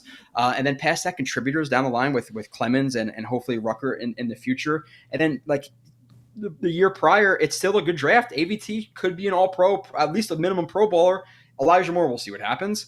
But Michael Carter II, one of the better slot corners in the league in your 5th round. Eccles is a very good number 4. So I am very, very positive about this Jets team. But with that all being said, we need consistent quarterback play to really take us to that point. But with that, the Niners made it with Jimmy G. I'm not comparing us to the 2000 Ravens, but they won with Trent Dilfer. So as long as we can get decent quarterback play with how good this team is, I think they can make that run. It's obviously, nobody expected the Bengals last year, and we're not necessarily a good comparison for them because they were a shitty offensive line, all skill positions, not a great defense, where we're kind of, running game defense with obviously not Joe Burrow at quarterback, but you never know. Like, you just got to get to the dance. The Jets made the AFC Championship game at 9 wins, 10 wins. The Giants barely made it by the skin of their teeth the one year they won the Super Bowl. So we just got to get there. V-Man, sorry I missed this. He says, Pats have a trend the last 3 years to collapse in the second half, so this is good time to get their late season collapse off to a start. Would love to see that happen. Couldn't have happened to a better team. Sky C says, great to see you and Joe. It seriously feels like this team could become a yearly juggernaut with a full complement of all our players, plus next year's draft and free agent signings. We wait to see about Zach. Yeah, at some point you have to have the quarterback hit, right? And at least right now, I'm looking at this team, and while we are losing some key pieces, we are going to have some money. I think this offseason is more about retaining our own and restructuring our own than it is about going out and getting free agents, and then you just let Joe Douglas cook. Let him buy the groceries in the draft, get those guys, because you got 7 picks, right? Like, I think we have our full complement of picks. Or did we trade one away? Did we trade a 5th or a 6th? I think they might have 5, to be honest. They really? Did they? Well, they don't have. They're not going to have the 5th round pick for James Robinson, right? That's one. That's next year. It's a conditional pick. Is that? No, maybe it is. No, I think it's 2024. I thought. Again, don't quote me. I think it's 5. It could be 6 though. I don't think it's full 7. We have our 1, our 2, our 3, our 4, our 5. We have the Texans 6th. So we don't have our 6th. So we have 6 picks. We don't have a 7th round pick. Okay. So yeah, but we have 1 in every other round. I'm wondering if the Jets are going to, like, because they're kind of at the point where they've built enough depth on the roster, do they trade picks to get up to land another big time player at, let's say, safety or linebacker or offensive line, because like you said, the Jets are going to be it's almost like, yeah, it's great right now, but we are so used to in the offseason, like they have this many picks, this much money. This offseason is going to be so boring. But I'm obviously welcoming it because we're not really going to be able to sign a lot of guys. We're not like the draft is obviously we don't have two top 10 picks. We're gonna have pick again 32, so we're gonna have to wait a while. And like the thing with like film reviews and stuff for like me personally, like at pick 32, like how many guys can you freaking do? There's so many possibilities. It's not like, oh, we'll do the top couple of corners, the top couple DNs. So like I'm not gonna know where to go for that. So but it's gonna be interesting to see if they trade up to land a couple of more big fish to really put us over the top for that Super Bowl instead of building depth. Like because at a certain point, like yeah, you hope that your 5th round pick will be Michael Carter II, but do you want to package that 5th and the 6th with your 2nd to move up to the top of the 2nd round and grab another stud? Again, maybe it's a safety. I think safety, or probably offensive line, safety, and linebacker, whatever order you want to put them in, are the three things that have to get addressed. But safety is bar none. It has to happen. Again, I think that's a position that has been overlooked because of how well the other players on the team are playing, mainly cornerback and the defensive line. But there are a lot of plays where you're watching them out there like, ooh, thank God the rush got there, because they got beat pretty bad. So they're not killing it right now. And so maybe Whitehead's back, Joyner again. What happens with him? And then your linebacker core is going to be interesting as well. So I think those are the 3 minimum that they have to hit. But how do they do it? But like you said, the salary cap is fake, so I'm sure they can figure out a way. Yeah, and trading picks for proven players or for better players in the draft class, I think is an interesting way to go. And I'm fine with that, but I'm also, you know what? I love how Joe Douglas is able to find talent. Like I'd almost rather have more cracks at 4-year rookie contracts than like package 2 picks and only get 1 player. At least maybe at this point. Like I think I don't want to say we're top heavy, but I think we are deep and our top of like the guys that we're relying on. Like our core is young. We brought it up before. AVT, Sauce, Reed, I think just turned 26 this past Friday. Like literally everyone down the line is young on this team. Like even Carl Lawson, who I don't think will be back here next year. I think he's like 28 years old. So like the team overall is pretty young. Iowa Jets fan wants to know, where are you tailgating for the Vikings game, Joe? Did I say I was going? So I obviously went to Chicago, then I went to Italy, Chicago, and then Wisconsin. I don't think I could pull the Vikings game as well. My work will kill me. Is the Vikings game in Minnesota? It's in Minnesota. Yeah, that's the thing. I was actually trying to go there. Who are 3 home games? It's the Bears. It's the Jags. Lions. Yeah. Lions is a home game? Lions is a home game. Yep. Huh. So I was thinking about actually going to New England this week, but tickets are like $450 for like nosebleed seats. I'm like, that is ridiculous for New England. To get yelled at the entire time?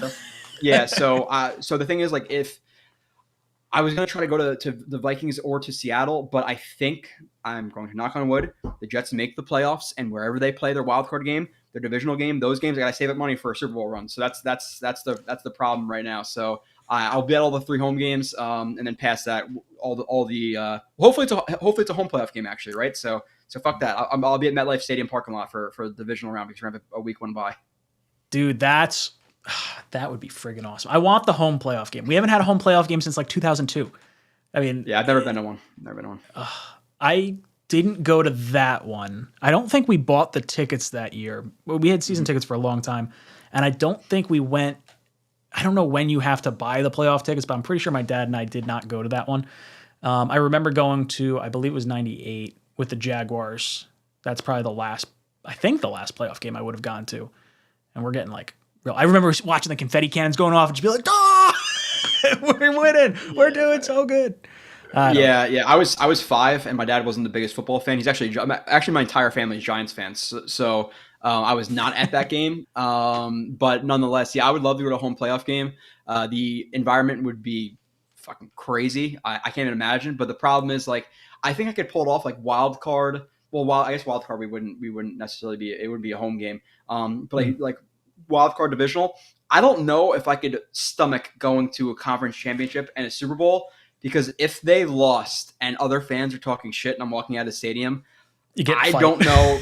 Not even like I'm not even gonna Start say swinging. that. Like, yeah, I don't want to be like that. Like, oh, I'm gonna fight somebody, but like, I don't know if I can emotionally handle getting berated by fans walking out after losing a conference championship game. So I think I might top out unless it's a home game. Home game, okay. Conference Mhm. championship away, I don't think I could pull it off. But I think unless it's a home conference championship game, I'll go wild card, divisional, stay home for conference championship. Now, if they're home all those games, which let's cross our fingers and hope to God they do, I'm not going to bet on it.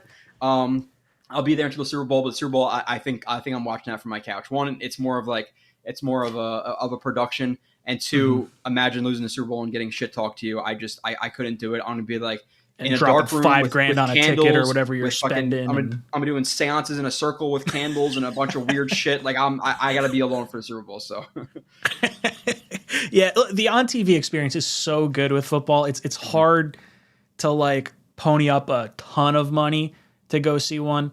But wild card weekend or divisional round would be a lot of fun, especially because it's been so long for the Jets since they've been there.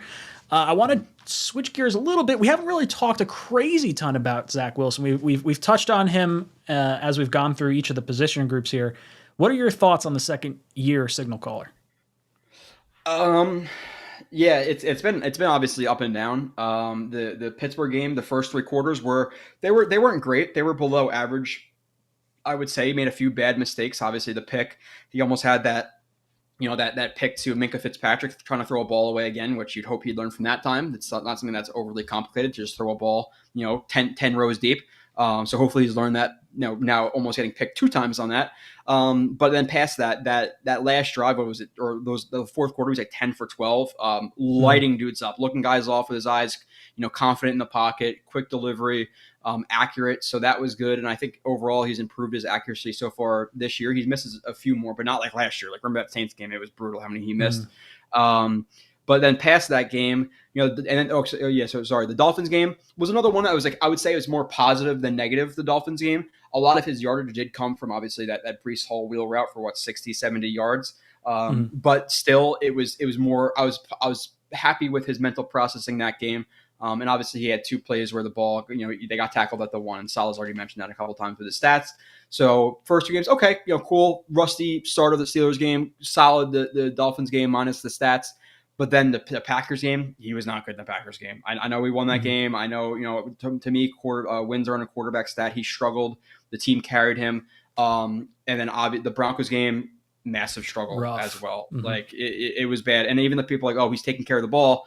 Yeah, sure. But in that Broncos game, right off the start, like he had, I think it was a dagger concept, and he tried to hit Corey Davis on a dig route, and he missed him by like 15 yards. It's like, yeah, this is not going to be pretty. And Woof. it wasn't. And then later in the game, he had that play. I don't know if people can remember off the top of their head, but he chucked it deep to Barrios. Barrios got an illegal contact down the field. It hits Justin Simmons in the hands. And he drops the pick. But so the process was he chucked the ball up into double coverage, should have been picked off. He got lucky with the flag. So so we definitely struggled in that game. Obviously the stats, the picks. Maybe he had a pick that game. I forget. And then obviously the Pats game. Like, do I have to say anything? It was a shit show. It was really bad. Wasn't confident in the pocket. Wasn't stepping up in the pocket. Once his first read wasn't there, was panicking, trying to roll out of the pocket. Obviously, the chuck up to Conklin or Uzama deep down the right Mhm. sideline with like 3-4 Pats there was brutal. The throw out of bounds was brutal. Can I excuse the Ty Johnson one? Yeah, sure. Like, do I want him to step into that throw a little more confidently? Sure, but is it going to happen where you float a ball over a guy's head every once in a while? Yeah, it happens. Unfortunately, it's a shitty situation or time to happen. Obviously, a pick's bad at any point, but the two other picks were absolutely brutal. But then you have the last game where he was good, and credit to LaFleur. And part of my problem with LaFleur is there's a couple of things. Going empty on third and short is driving me crazy. That not necessarily getting him into a rhythm. I want to see more RPO. I want to see more short rhythm type passes instead of like they run a lot of like dagger and cab and sail, like a lot of deeper concepts deep down the field instead of getting him quick in rhythm, slants and double outs, spot concepts, spacing concepts, easy things. And in the Bills game, they did that more RPO, more short stuff, staying ahead of the sticks. So I like the way he operated. He was a lot more confident in his reads. He was a lot more confident in the pocket. He was a lot more confident conflict climbing up into the pocket. And we hope that he can continue to ride that out because like there have been times where guys are there. Like I think it was the Broncos game. I think it was a Broncos game where he has Conklin on a crossing route over the middle, and Conklin's wide open, and he looks at Conklin, sees he's open, goes to throw it, hesitates, then throws the ball, and it gives that a safety time to eat up that ground and make the tackle instead of Conklin getting some yak. And like, why is he struggling so much mentally? But then this game, he was much better in terms of pre-snap reads. I go over that in my review. It's kind of hard to talk about like the pre-snap reads like just live. I know I can, like the one play that there's two receivers tight to each side. The way the Bills were playing it, there's two tighter corners or DBs to the left side, so he knows that on dual outs they'd be kind of tough routes to run.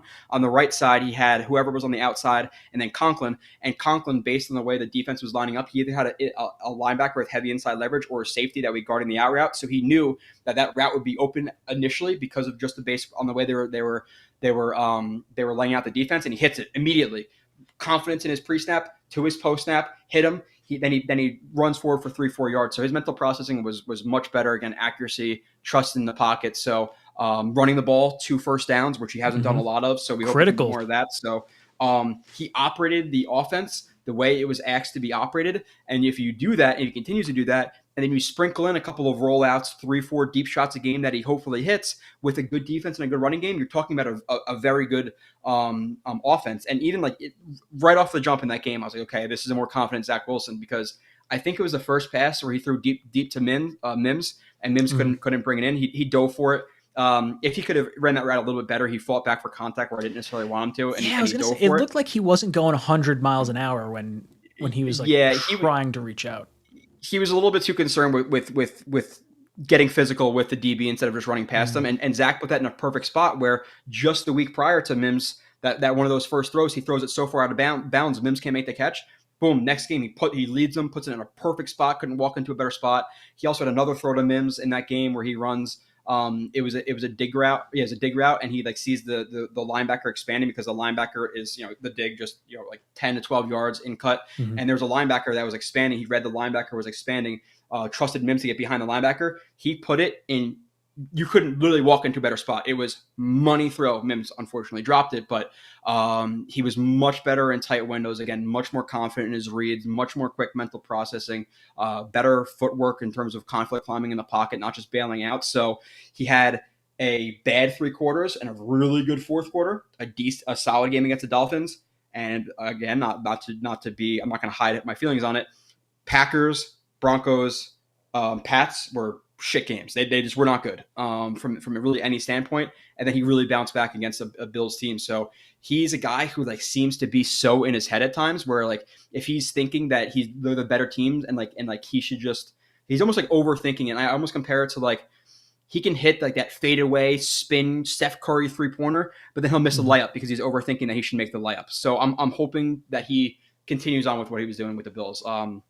I talked a lot there, though, so go ahead. No, you hit on some great points. It's a loaded question. Yeah. Dude, the legs of Zach Wilson, I think, are where I get most excited, because I would like to see some more RPOs. And it's not that I want to see him run the ball a lot, but when 5, 6, 7 yards are there, 3 yards are there, take it. Take what the defense gives you. Don't force the ball into a hairy situation.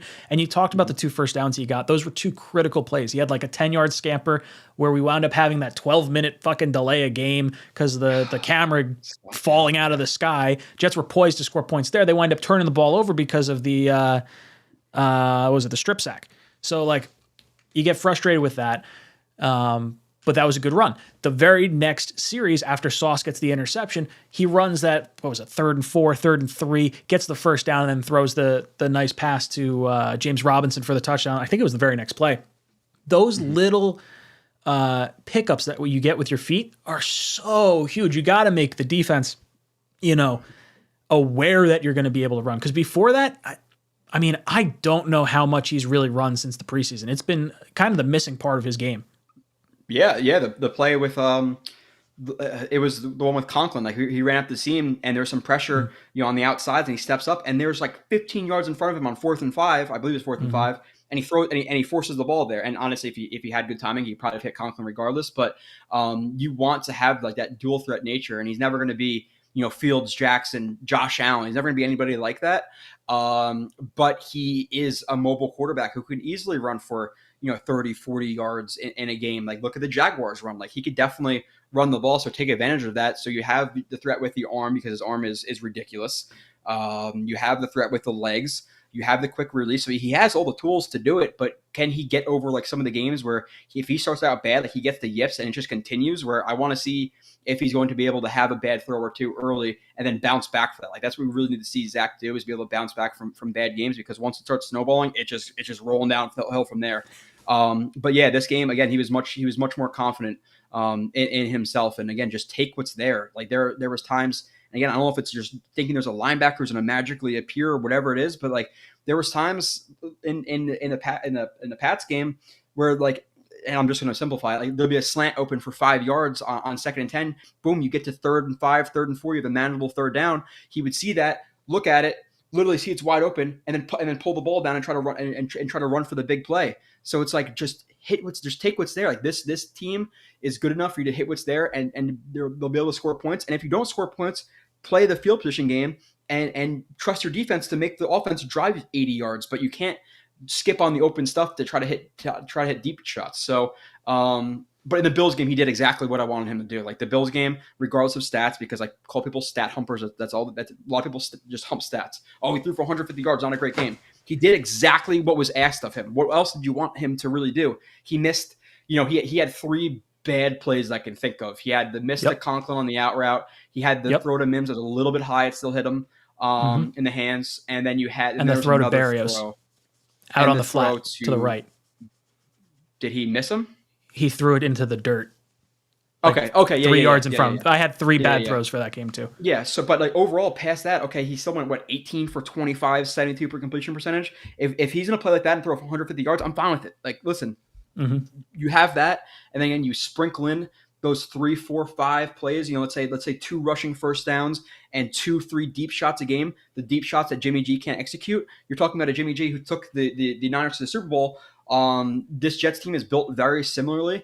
And if you, again, take advantage of the legs that Jimmy G doesn't have and that deep shot ability on a rollout every once in a while, once you get his confidence built up and you're running a lot of those RPOs like the Dolphins do, then we're fucking set. Like, that's all. We don't need that much for this defense as good as it is. We really don't. So, Weed the People drops in and says, "Hey, Ryan, I was listening to your show the other day, and I have one question. When you kick callers off, is that the Zelda sound effect that you heard? LMFAO. Well, here it is. Nope, not going to hit it. Hold on, give me one second. It's not. That's it! You're out of here! So it is not the Zelda. I think he's talking about in like Smash Bros. When you knock Zelda off the map, or I guess it would be Link off the map. And the sound that he makes when he gets hit, it's not that one. It's I think it's legitimately, I think I did like a screaming chicken or something like that. And then I like took like that's it, you're out of here. And I overlaid that and I like threw some other stuff in there and it's just kind of sort of stuck. I don't even remember. I made that thing like 4 or 5 years ago at this point now. I was a big Smash guy on Nintendo 64 back in the day as well. So, dude, we could talk some Smash. Who was your character of choice in Smash? 64. Okay, so I forget. So 64 didn't have. So 64. I'll go through all the characters. I could probably hit it from left to right too. Quickly, because I know people are gonna probably kill us for this, because like I haven't played anymore. My brother-in-law, like, he goes to Super Smash Brothers competitions. Like, he's all into Smash. So like we used to play a lot. But so when I don't know what game it was that I played with him, like back when he was like a kid. It's probably 10 years ago. But is a dude who almost looked like Link. We had blue hair. I had him, used him a lot. Not 64. No, this wasn't 64. But then 64, it was like I think I used Kirby a lot. That was like the OG one with only like 15 guys. Kirby's a good character to have because you basically can't get hit off the map unless you get like sent. You could be as low as you can. You get all the way up to the top. I could play with a bunch of different characters. Kirby, I'm really good with. I was a big Mario fan. The fireballs are deadly. It's like I equate Mario to like the Tom Brady or Drew Brees of like football, where it's like those little dink and dunks where it's like 3 yards, 3 yards, 3 yards, 3 yards, and it's like 5% damage, 5% damage, 5% damage. It's over and over and over, and then you get someone on your team if you're doing 2v2, and you just have someone come in with like a Donkey Kong punch and just clear the stage. I could play Smash. Weed the people. I'm glad you said the Zelda thing because I'm a big gamer. Love me some N64 Smash. We'll meet up one day and we'll play Smash. We'll have a couple of brews. Dude, there's a place by me. I don't know if anybody. I know at least. I don't think I have mine anywhere. Like Steven Engel is from around here, but there's a place by me where it's like, what the hell is it called? It's in Red Bank, and it's like all old games, but like you can it's a BYOB, so people are drinking while playing like old N64 games and stuff. What? Yeah, dude, that's fun. That's the old like. I've got the new Xbox, and I've played all the systems, for years and years. I grew up on video games. Super Nintendo was my first one. Oh, I love it. N64, PS2 are the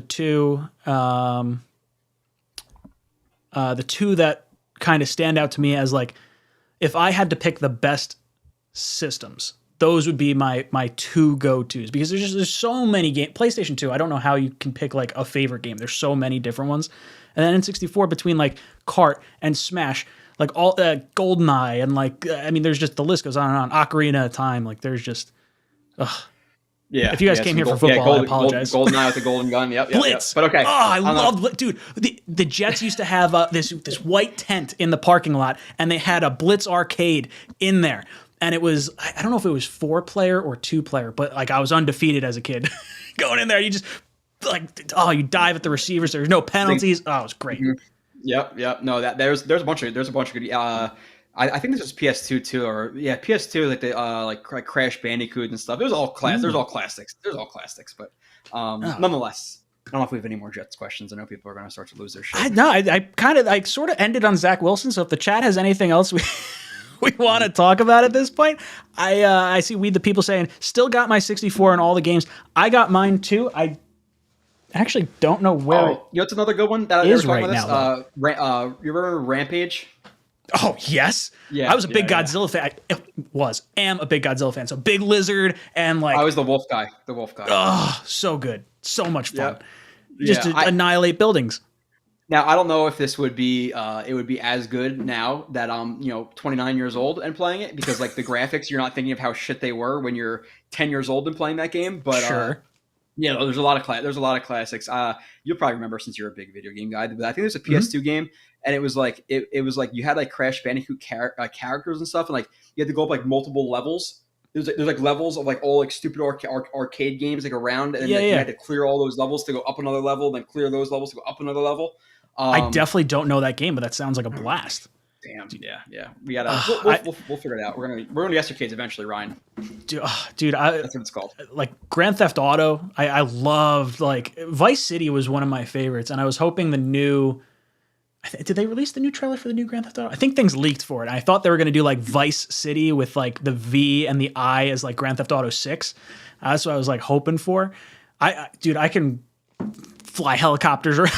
Like blow people up. Oh, dude, it's amazing. The next time I'm on the show, when I went to Venice, I think it was Venice. They had a shirt that was like, it was like Venice City with like Venice things and like that box like that you show Vice City. So I actually have a shirt for Venice City like that. That's oh, great. That's cool. I didn't know they're having a new. I don't really play a lot of like games anymore. Like the only things I really play, I challenge people to Madden all the time on here, but Madden and like NHL. I hate Madden like more than anything else. It's that one game that like gets me so fired up when I lose. I can't I'll play the computer for days, but if I try to play someone online, I'm not good at it.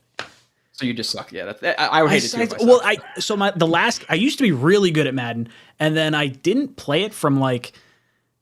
It might be 2012, from like 2012 till like last year. Last year was like the first one I picked up, and I was like, man, this game is totally different. Like it is way harder to run than it used to be.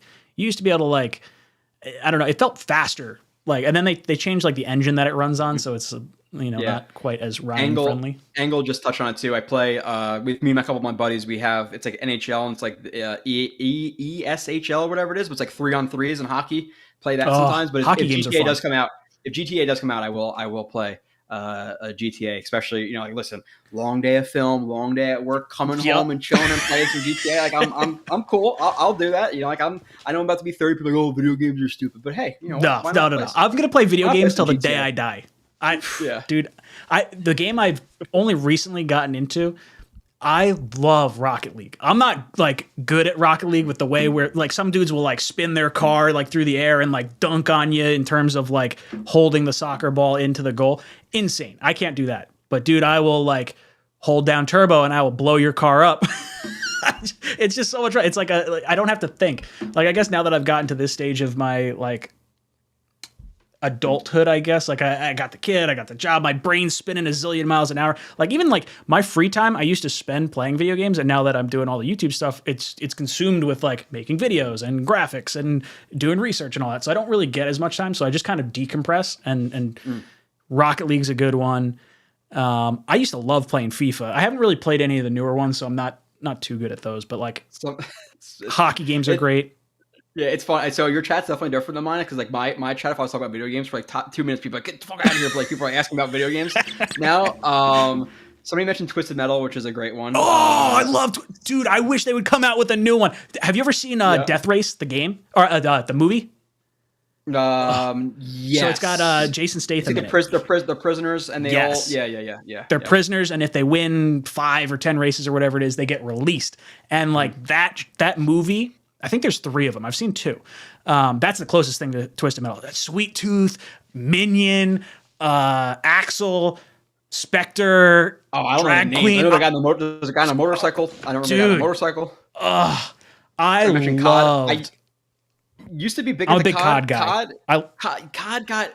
I used to like COD when it was like Call of Duty 4, like Modern Warfare, but then it became a bunch of like 12-year-olds just like sitting in a room. You walk in, they're on top of barrels, behind a wall, behind a little wood panel. They're just sitting there for 12 hours, just aiming at I can't play games like that. Like I get too impatient. So dude, have you played Warzone at all? Yeah. But that's intense. When you get down to like 3 teams left and the circle's closing in, you're like, oh my god, smoke grenades. Shit's going everywhere. Grenades going up. Oh, dude, I love me some Call of Duty. I transitioned to if I do play, which they haven't come out with a new one in a really long time, so I haven't played it in a while. But I transitioned to Gears of War if I play shooting games, because it's a lot more bum rushing, a lot more fighting, instead of like again hiding and I'm 2-0. Look at my KD. Like I can't do that shit. It drives me crazy. So. My buddy got me into Battlefield. Battlefield's a lot of fun. That's more of like the big, like almost like ground war in Call of Duty, where it's like just a lot of people and it's a huge map. I'm not that good at the new Call of Duty. I've definitely slacking a bit on that. I'm trying to think what other games I've been playing. Those Rocket League and Call of Duty have been the big ones the last few years. Yeah. I think there's some things we have to talk about off air. But after this ends. I haven't played. Yeah, I haven't played it in a little bit, like 2 months now. If you kind of feel what I'm saying. It depends. It depends on like the time. There's times like I'm into it for like a month or 2, and then there's times where like my days off this week, like I literally just watched 8 games or 9 games of Sauce to get a review ready, and then now I'm watching Garrett Wilson. So it all depends on like kind of the time of the year and how much film is being required, because like there are certain times of the year where after free agency, going into the draft, and then after the draft, like the Jets will sign 10 guys. So the reviews for me are 2-3 hours. Like I really my Sauce review is like, I think it's already like 60 plays through 9 games. So I have to do 2 parts.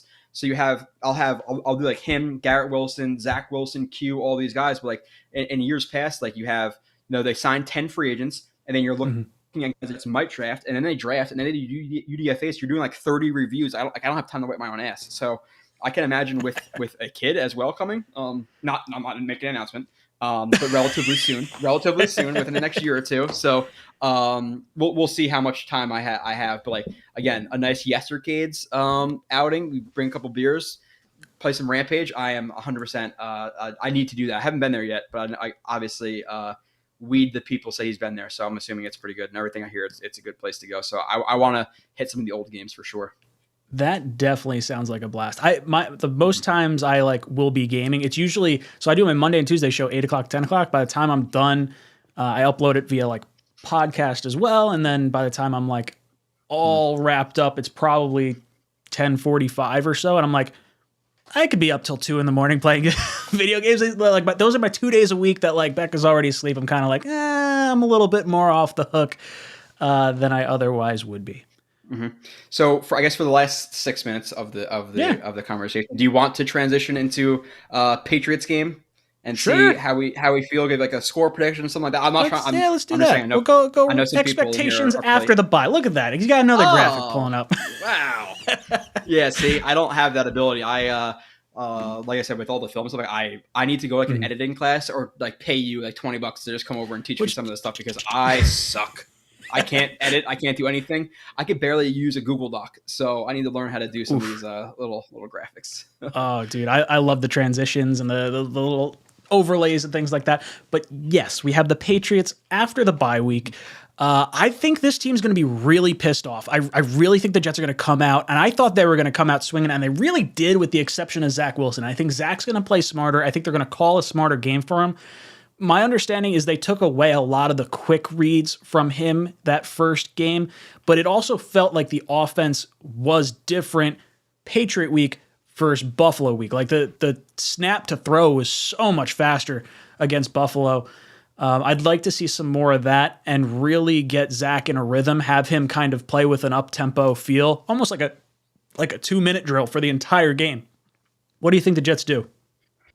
I think they really need to like the only thing that I want to see different is a little bit more quick concepts because even versus the Pats, which they're I don't know exactly how much they blitzed the Jets, but they put a lot of defenders at the line of scrimmage. So even if they didn't blitz, they made Zach feel like he needed to get the ball out quickly, and he rushed his reads at times. Just wasn't confident in his eyes. So I want to see more of what they did against the Bills. Like it doesn't need to be that complicated in terms of the game plan. Like the game plan again last week, a lot of like spot concepts, double slants, double outs, spacing, stick, like very short and easy reads for Zach Wilson. And I think that at a certain point, running simple concepts versus Bill Belichick is not always the best idea. But also to a certain extent, like he can only do so much when the Jets have a lot more talent than the Pats do, at least in my opinion. They have some talented players. I know they're getting Barmore back, who's a good player. At least I think they're getting Barmore back, unless I'm mistaken. I know they're getting Andrews back, but we're still a much more talented team. So I think just keep it simple. Attack their linebackers. Their linebackers aren't overly good to me. So I think a big game for 𝐒𝐮𝐬𝐜𝐫𝐢𝐛𝐞. Like I think he had a couple of catches, or he had 2 touchdowns right against the Pats last time. So I would like to see them attack them with Elijah Moore in the slot. Hopefully he has a big game. Attack them with the in the passing game as well, obviously with 𝐒𝐿𝐿, and then run the ball effectively, which they did against the Bills, at least the last drive, but it took them a while. Like how many? And I think Nani just put out a stat. Like the Jets are there. I think they're one of the worst teams in the NFL in third and short situations, 3rd and 1, 3rd and 2. They are near the bottom rung. And that comes from both run and pass because there was a lot of times during that Bills game where it felt like they were in short yardage situation and just could not pick up a yard. So they obviously have to block more effectively, which is easier said than done. Attack the linebackers. And honestly, just get the monkey off your back. Like get Bill Belichick out of your fucking head and we'll beat them. Like something about him, like he puts a hex over the Jets and they just can't perform versus him, especially quarterbacks. So hopefully you Zach eliminate can like 2.25 games from Zach versus the Patriots, and that's like half his career interceptions. It's insane. It's like his stat line is like drastically impacted from Bill Belichick and how he impacts young quarterbacks. Yeah, so don't throw balls that are going to be picked off and you're trying to throw them out of bounds. Don't force balls into triple coverage, just chucking the ball up there. Be accurate. Michael LaFleur run a couple more RPOs. Take advantage of your talent versus their talent, even if you have to be simple. I think they could win that way. And then on defense, do what you did last time, but they need to tackle better than they tackled. And the Jets in this game, and I would have to look at the numbers in terms of how many times they ran like heavier personnel versus the Pats, but the Pats they're doing a good job just overloading the intermediate level in terms of attacking the linebackers, attacking Quincy, attacking Mosley, overloading them and just getting good leverage on them for yak situations. So maybe they go a little bit lighter in the box. Maybe we see some more Will Parks as that nickel backer, and he can take away some of those yak kind of angles and opportunities for the Pats. But even if they just tackle more consistently, don't shoot themselves in the foot, they should be able to win this game. So 5-0 on the road. It's what I'm hoping. You really can't go 0-2 versus the Pats wild card race, and then again you have them, the Bengals and the Ravens, just a really shitty position to be in. And then you have to, like at that point, you have to win 11, and then okay, you lose to the Pats. Okay, you assume wins to the Lions, Bears, Jaguars. Then you have to take 2. Bills, Dolphins, Seahawks, Vikings. That's not necessarily the easiest ask. So just take care of business this game and put yourself in good position. Go beat the Bears' ass next week, and then you're 8-3, playing with a little bit of house money going into Minnesota. Yeah, I like where the Jets are. If they can keep this close, I'll be honest, I don't want them to keep it close, but if they keep them close into the fourth quarter, the Jets have been like the best team in point differential in the fourth quarter. I saw a stat that came out last week, so it doesn't include this past weekend, but the Jets were number 1 in point differential. If you combined the third place and fourth place teams, I think is what it was. It equals, or no, it was the second place and the fourth place. I think it was the Vikings and I think it was the Giants. If you combine both their point differentials in the fourth quarter, it equals the Jets' point differential. Like, that's how much better the Jets are. They learned how to close games, and this rotation of healthy bodies and keeping guys fresh longer into games, that goes for the running backs with the rotation of running backs as well as the defensive line. Because, I mean, as much as we're getting pressure, and we had the 5 sacks on Josh Allen, it felt like longer into games were fresher. And it took until I think this point in the season for me to really understand what that meant, because when I saw Quinnen Williams playing like, I don't know, 60% of the snaps or whatever it was, like I was kind of banging my head against the wall. And I was like, all right, you're starting to see it. And you do see his percentage going up a little bit more, I think, after the Bengal game. But it looks like we're staying fresh. I think we get this win in Foxborough. I think it's going to happen. And I think Jets are 14-3 until proven otherwise. Number 1 seed. Do you have a score prediction? Score prediction. 27-17 Jets. I like it. I was going to say 27. Okay. 27-13. Fuck it. We blow them out. Two I love it. But it's with the defensive line rotation too. Like, hopefully I get it to a certain extent, but when Quinnen Williams is playing like 55% of the time, I'm not down with that. When you're playing him 70, I think the Pats game he was 72, and then the Bills he was 74, so he's steadily climbing. I'm okay with 70, 75 because like the normal like studs are playing like 80, 85. I'm okay with a little bit less, but then you see that at like 55, and you saw JFM a couple of games be like 49, 50%. You're playing half the snaps and you're getting paid $15 million, then you better be dominating those snaps. So I understand some of the rotation, just not as stark as it was, as stark as it was the first couple of weeks. But yeah, 27-13, they blow them out. We get the bad juju out of the way. We go to the MetLife Stadium against the Bears. We beat them too. We're 8-3, house money against the Vikings. That's what's going to happen. I'm putting out there in an ether for it to happen. I love it. Manifest it. We the people says Jets win 40-0, and Zach beds Mac Jones' mom twice. Nice. I love it. I'd like to. I don't want to say I'd like to envision, but you know what? I want that to happen in the worst way. I'd like to imagine that Zach Wilson was the reason that Tom Brady and Giselle broke up. That's where I'm kind of. That's my reality. Can you imagine going out to Zach Wilson, then he bangs your mom? That's just perfect for Jets fans. We would be so thrilled with that. Amazing. We're just. I'm going to start so many rumors if it happens. Sorry, Mac Jones. Defamation suit coming my way. He deserves it. Guys, I love having Joe Blewett on. Joe, let the people know where they can find you, what you got going on, and thank you so much for coming on. Joe RB31 on Twitter. I put some plays up there. Obviously, most of the stuff is going to come from JetsXFactor.com.